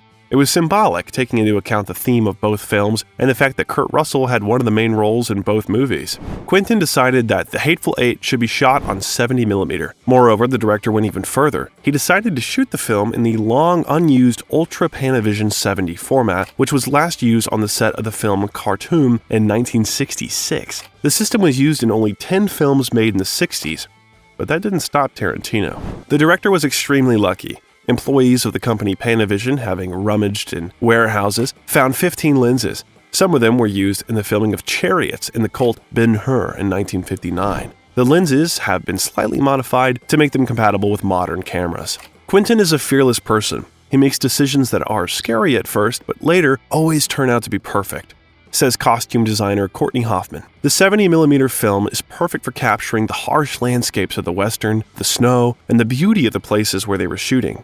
In addition, the widescreen format allows you to better convey the tension in the interior scenes, giving the spectacle a feeling of claustrophobia. And I actually felt that the big format would put you in Minnie's haberdashery. You are in that place. You are amongst those characters. And I thought it would make it more intimate when I got in close with them. The main difficulties on the set were that they had to shoot in winter. Moreover, a real blizzard was needed for some scenes. Artificial snow did not suit Quentin. We can't go backwards. You know, if it means when it comes to a certain snowfall that we eventually capture, if that means it takes us 3 months to do this scene because we have to match that snowfall, then that's what it takes. The producers planned to shoot inside during good weather and outside during a snowfall that made them wait. The actors had to be prepared all the time for the fact that they would be called in case of a sudden change in the weather, and psychologically coping with the constant expectation was much more difficult than with the cold and heights. Therefore, the actors and members of the film crew, together with local residents and employees of nearby resorts, gladly participated in the burning of skis. It was an urban custom invented to cause such a welcome snow. Whether it was magic or pure chance was unknown, but a few days later a strong storm broke out, thanks to which the filmmakers managed to complete the shooting. perhaps higher powers, like Tarantino movies. In The Hateful Eight, you can see a small detail that connects his films. There are Red Apple cigarettes. Since Tarantino does not like hidden advertising in the cinema, you will not find real brands in his films. There are only ones made up by the director. Fictional brands are one of the many elements that make up the two film universes of Quentin Tarantino. And this is not just the guesses of fans. The director himself mentioned this in an interview. There's the realer than real universe, alright? And all the characters inhabit that one. But then there's this movie universe. From Dusk Till Dawn, Kill Bill, they all take place in this special movie universe. So basically, when the characters of Reservoir Dogs or Pulp Fiction, when they go to the movies, Kill Bill is what they go to see. From Dusk Till Dawn is what they see. So the realer than real universe is similar to the one where you and I live. Most of Tarantino's films take place in it. Fictional characters can interact with real ones, and the events of a real story can change. Characters can also roam from movie to movie of this universe. For example, Vic Vega from Reservoir Dogs is the brother of Vincent Vega from Pulp Fiction. Alabama mentioned in Reservoir Dogs is the same Alabama from True Romance. Why is it more real than our universe? The director explained it this way. There is a normal universe of Quentin in which all the pleasure of cinema is concentrated for him, but which is much more real than real life. He takes all the relish of genre cinema, adds the spices of real life, not in the way that is accepted by the rules, and he gets a buzz. But the movie in a movie universe is a completely different matter. There is nothing from real life there. Everything is from cinema. This universe really exists only on the screen, projected onto the screen. It includes both Kill Bill volumes, From Dusk Till Dawn, and Grindhouse. The characters in these films are not directly related. No random relatives appear in different films. They are also too unreal to get into the realer than real universe. There are vampires and zombies, and Uma Thurman successfully fights 88 people with a katana. The Hateful Eight, which was released in 2015, could not beat Django Unchained at the box office. Tarantino believes that The Hateful Eight is his most underrated film. Nevertheless, the film was nominated for many film awards, and Tarantino received an award in the category Best Original Screenplay from the National Board of Review of Motion Pictures. While the director was taking a break from filming, the situation with his partner Harvey Weinstein worsened. And on October 5, 2017, a real thunderstorm broke out. The New York Times published an article detailing the fact that he had been harassing women in the industry for decades. For many years, the names of Weinstein and Tarantino stood side by side in newspaper headlines. The director was a goldmine for the producer, his main trump card. But they were connected not only by professional, but also by friendly relations. Shortly before the scandal, Weinstein threw a party in honor of Tarantino's engagement. It was not surprising that the public was waiting for the director's comment about what happened. For the last week, I've been stunned and heartbroken about the revelations that have come to light about my friend for 25 years, Harvey Weinstein. The director explained his silence. I need a few more days to process my pain, emotions, anger, and memory, and then I will speak publicly about it. On October 19th, Tarantino finally spoke out in an interview with the New York Times. It turned out that back in the mid-90s, he learned from Mira Sorvino, whom he was dating at the time, about sexual harassment by Weinstein. I was shocked and appalled, Tarantino recalled. I couldn't believe he would do that so openly. I was like, really? Really? However, at the time, he thought it was because the producer was crazy about Mira. Although this, of course, did not justify the fact that Weinstein tried to give the actress a massage despite her refusal and chased her around the hotel room. It seemed to Tarantino that the problem was solved when Mira started dating him and Weinstein left her alone. I'm with her, he knows that. He won't mess with her. He knows that she's my girlfriend, Tarantino thought. However, after several other actresses, including Uma Thurman, told him that Weinstein had harassed them, Tarantino realized that there was a pattern in these actions. I knew enough to do more than I did. There was more to it than just the normal rumors, the normal gossip. It wasn't secondhand. I knew he did a couple of these things. I wish I had taken responsibility for what I heard. If I had done the work I should have done then, I would have had to not work with him. He continued to turn a blind eye to what was happening, attributing it to a slight misconduct. It seemed that this time his watchfulness played a cruel joke with Tarantino. Now he thinks it's wrong, but in the late 90s, it was easier to chalk up what Weinstein was doing to the mid-60s. Mad Men, bewitched era of an executive chasing the secretary around the desk. Years later, after more women spoke about Weinstein's criminal acts, Tarantino said he did not know about the scale of the disaster. I'd never heard the stories that later came out at all, he said in an interview in 2022. There was never any talk of rape or anything like that. I didn't think it was okay, you do this for me or you're not going to get this movie. I never heard any actresses say anything like that. Tarantino added. It was just, don't get in the back of a limo with him. It was easy to compartmentalize that to some degree. Anyway, I feel bad about it. What I feel bad about is I feel bad that I did not have a man-to-man talk with him about it. In 2018, Tarantino became one of many who sued the Weinstein Company. The document stated that he was owed more than $4 million in fees. That way, the long-term collaboration of the famous director with an equally famous, or rather infamous, producer ended. But there were also pleasant moments for Tarantino at that time. For example, the engagement with his girlfriend Daniela Pick, actress, model, and daughter of Israeli musician Zvika Pick. They met back in 2009 in Israel, where Tarantino came to promote Inglourious Basterds. The first meeting was at the club. Soon after that, they started dating. However, after a couple of years, they found that life had taken them in different directions. Quentin was focused on his career in America, and Daniela continued to live in Israel. Most likely, it was the long-distance relationship that became the main reason for their breakup. But the feelings were so strong that in 2016, they got back together. The wedding was in November 2018 at the Tarantino Mansion in Beverly Hills. It was a modest ceremony attended only by relatives and loved ones, about 20 people. The couple decided to exchange vows under a Jewish chuppah in the presence of a Reform rabbi. Tarantino even put on a kippah for this. "I've never done that before," he said of the marriage. "Now I know why. I was waiting for the perfect girl." And while Quentin is preparing for his next movie, we suggest you click on the subscribe button and the bell so as not to miss new videos about your favorite celebrities. It is very important for us to know that our work isn't in vain, and your subscription will help a lot in this. Thank you.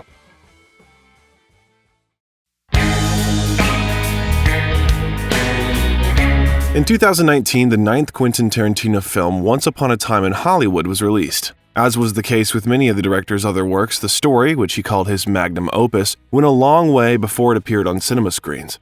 Quentin had written a chapter titled The Man Who Would Be McQueen 12 years earlier during a press tour for Death Proof. It was the story of Rick Dalton's career, a former movie star who was losing his luster and trying to survive in a new reality. Gradually, what was supposed to be a book began to turn into a script.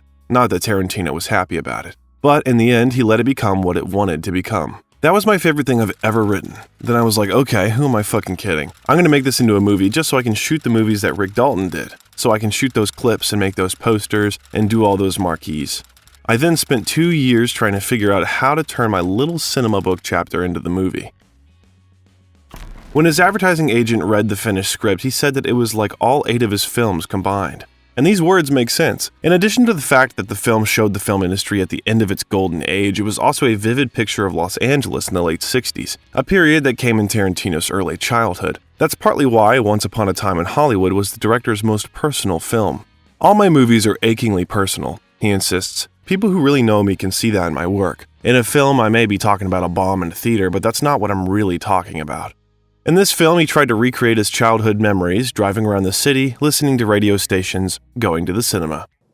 My stepfather drove a Carmen Ghia, like Cliff's character drives. And even that whole shot where you see Cliff driving by those signs, I'm like, well, that's pretty much my view, looking up at my stepfather in the Carmen Ghia as he drove around Los Angeles, me looking up at him like that. In this love letter to Hollywood, Tarantino's fictional characters, actor Rick Dalton and stuntman Cliff Booth, met people who existed in reality, actress Sharon Tate and the Manson family. When Tarantino announced that he would tell his story involving the infamous sect, many tensed. It was understandable. The topic was painful and very unpleasant. How will a lover of fake blood and violence show this on the screen? In general, Tarantino was not sure that he was ready to plunge into this and wondered if he was ready to let the Manson family into his head. At first, the answer was negative and the director postponed the material, but after being drawn to this story while working on other episodes, Tarantino decided that it was good enough to return to it. Of course, in the end, he winded everyone around the finger again. The film was not a biopic about Sharon Tate or a thriller about a terrible sect, just as it was not just a melancholic story about aging. It absorbed each of these elements. This nostalgic fairy tale turned out to be a mixture of truth and fiction. Tarantino said that his greatest hope was actually that you couldn't tell where the real stuff starts and the alternative history began. The director created an alternative ending to the horror story, adding his characters there and allowing them to be themselves. At the moment, Tarantino considers Once Upon a Time in Hollywood his best film. For years, people used to ask me stuff like that, and then I would usually say something, well, they're all like my children, and da-da-da-da-da-da. Then I would change it to, well, it kind of depends on when you ask me. If you ask me One year or one moment I could say, oh, Kill Bill. Another one I could say something else. But I really do think Once Upon a Time in Hollywood is my best movie.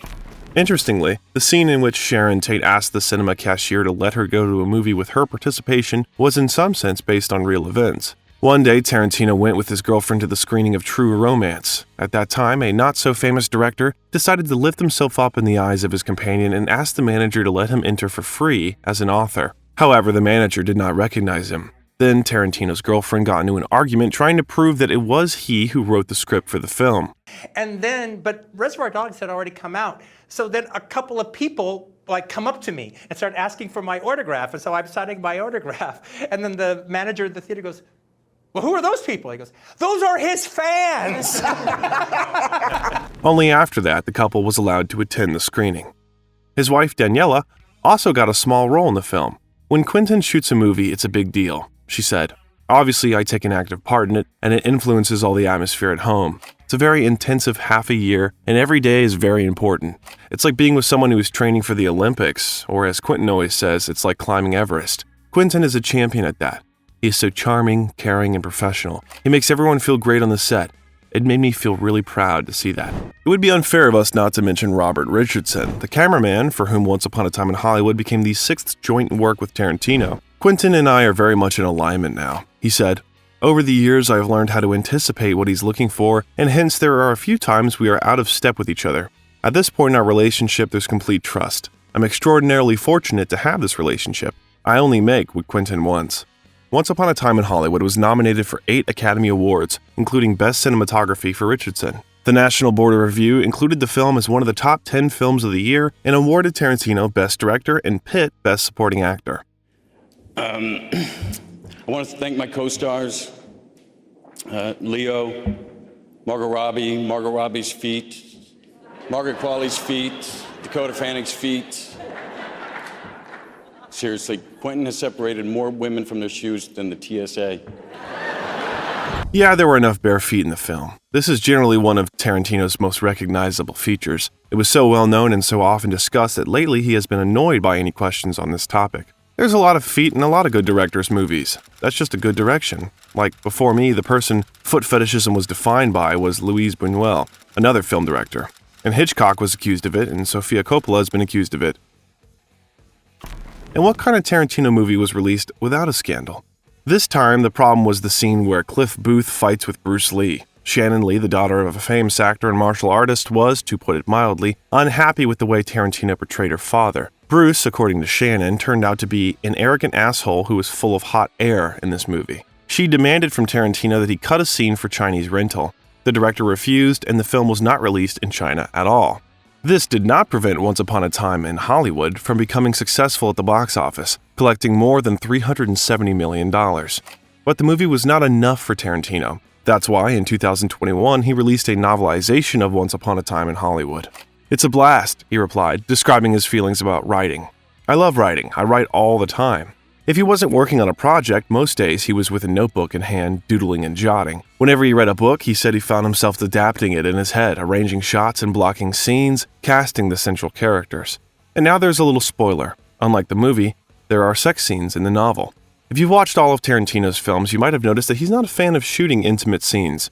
He thinks they're a lot of trouble. I don't want to have to convince actors to do things they might be uncomfortable with. I mean, look, if it were 1971, I'd probably feel differently about it. But ever since I've been making movies, it's been an uptight issue. But with a book, I'm not degrading anyone. They're just figments of my imagination. Entirely outrageous and addictively readable, The Guardian wrote about the book. A bold, nimble, piquant, informative, often joyous piece of storytelling in the meta-historical tradition of Doctorow and DeLillo, and James Ellroy, was the verdict of the New Statesman. Despite 3 decades of writing films, Tarantino never learned how to type. He used to ask people to type scripts for him, but now he does it himself. Since all his drafts are typed only with the index finger of the right hand, this is a very time-consuming process. He hates mobile phones. There are specially designated places on the set for you to call. If you get caught with a gadget in another place, you can say goodbye to your job.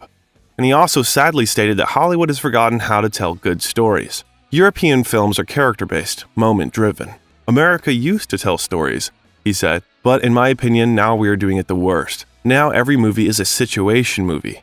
In a story, it unfolds for longer than 20 to 30 minutes, and you don't know what's going to happen. This is not a story.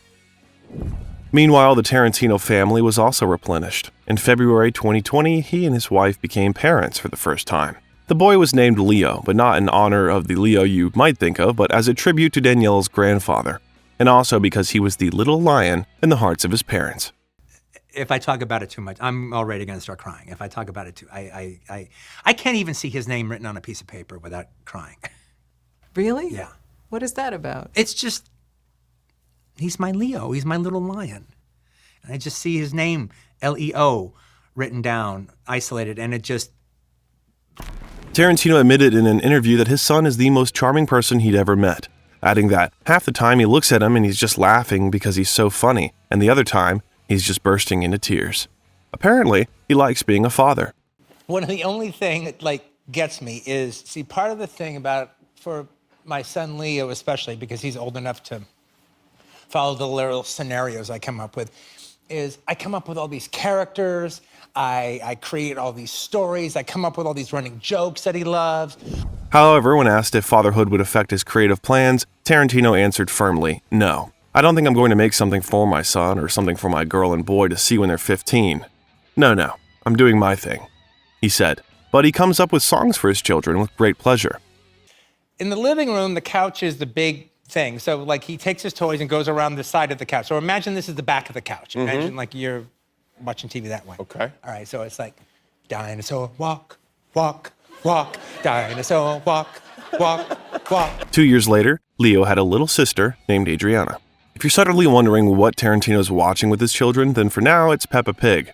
Lots of Peppa Pig. When the children grow up, he will select films for them depending on their preferences. For example, now Leo loves various monsters, vampires, and zombies, so it is obvious that if this interest persists, Tarantino will not forbid him to watch horror movies. So one of our things that we do right now is, I'm raising him in Israel, and so in Hebrew, daddy is Abba. Abba. And so he'll go Abba zombie, Abba zombie, Abba zombie. And so I'm doing the Romero zombies, you know, and so I'm After the filming of Once Upon a Time in Hollywood, Tarantino and his wife settled in Tel Aviv for a long time. And although they originally planned to divide their time between Israel and America, pandemics had other plans, and the couple didn't leave Tel Aviv. Although Tarantino makes short trips to the United States for Hollywood events, he spends most of his time in his wife's homeland. He can often be seen walking down the street at kids' birthday parties and at the local playground. He likes to walk or ride a bike in the park on the banks of the Yarkon River. In 2021, Tarantino announced that he purchased Vista Theater in Los Angeles, and again there were movies on film. But it won't be a revival house, Tarantino explained. We'll show new movies that come out when they give us a film print, and we'll show new stuff. It's not going to be like the New Beverly. The New Beverly has its own vibe. In 2022, Tarantino presented a new book called Cinema Speculation. There, he talked about cinema, mainly of the 70s, and recalled films that had a great influence on him as a child. The book received positive reviews and became a bestseller. What about the next movie, or more precisely, his last film? Tarantino has long planned to make a limited number of films and retire. Back in 2003, he told to The New Yorker, "I've started to realize that I'm a frustrated theater owner. I'll move out of Los Angeles, somewhere where I can live to be 100, maybe Montana or something, someplace with good air, and buy some little movie theater. I'll have all my prints and I'll just show them, and that'll be my thing. I'll be the crazy old guy in town that has that little movie theater. That seems like a really cool old guy life." Well, he already has his own cinema, even two, and he doesn't live in Los Angeles right now. It seems Tarantino did what he always wanted. In 2022, there was news that he had finished the script for his 10th film, which was told about a certain film critic. For some time, everyone was sure that Pauline Kael would be the prototype. She was one of the most famous and respected film critics of the last century. However, Tarantino later refuted this theory. There is a lot of speculation as to who it is based on. And yes, he is a real critic, but he is not known, and I'm not going to tell you more. It will also not be what you might call a revenge story. It's a bit of a pity. After all, Pauline Kael was Tarantino's childhood idol. He cut out reviews of his favorite music and film critics from magazines, including those by Kael, and pasted them into organized scrapbooks. At the age of 16, Tarantino came across Kael's book, When the Lights Go Down. He read it and thought, someday I'll be able to understand movies the same way she does. Quentin read everything Kael wrote for The New Yorker, all her books, and learned a lot about cinema from her. According to the director, she revealed to him a sense of dramatic empathy and explained how to establish contact with the viewer. She became his professor. Kill remains a guiding light. He not only owns all her books, but he also buys every different edition he sees. You know, Tarantino is something of a film critic himself. In June 2020, he became an officially recognized critic on the review aggregation website Rotten Tomatoes. His reviews are included in the rating of Tomato Meter. Of course, his decision to retire from directing is a great tragedy for fans, but his words have their own logic. Tarantino was sure that the problem of many, even the greatest directors, was that they could not stop in time. I want to be able to do other things and not have to live on the line like I have for the last 28 years. I don't feel bad about it. Most directors do not have a 30-year career. I've given what I've got to work at this level, and to work at another level is not interesting to me.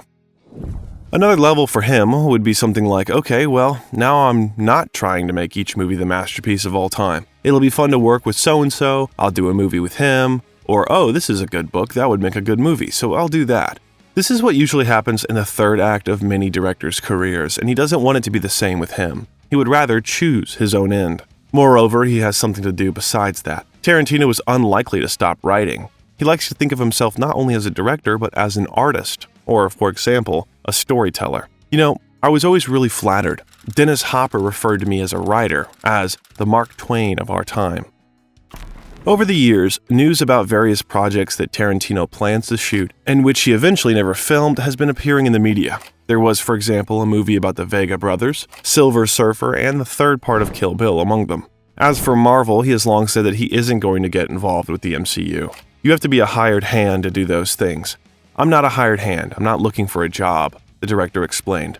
Unlike many actors and directors, he likes to rewatch his own films, and it's another argument in favor of his desire to retire. So far, he is not ashamed of what he has shot. You love them. I love my movies. I'm making them for me. Great. I'm making them for me. Everybody else is invited. All right. Anytime my movies are on, like on TV, I'm like, oh hey, boom. Well, I guess now I'm watching Jackie Brown for a while. Quentin Tarantino has achieved tremendous success in the film industry. Of course, the fact that he did not study at film school is very encouraging for many newcomers, but the very love of cinema, which he often talks about, implies the ability to analyze what he has watched, memorize scenes, camera work techniques, and have enough imagination to figure out how to use all this baggage in his own work. Many have tried to copy his style, but we all know that only one director can shoot, like Quentin Tarantino. And if you want to learn more about the life of one of the most beloved actors, click on the video that appeared on your screen. How did Samuel L. Jackson win back his role in Pulp Fiction? What almost ruined his career? We talked about this and much more in another video. Follow the link and watch. But before that, don't forget to like our video. And that's all for today. It was Biographer. Thank you for being with us.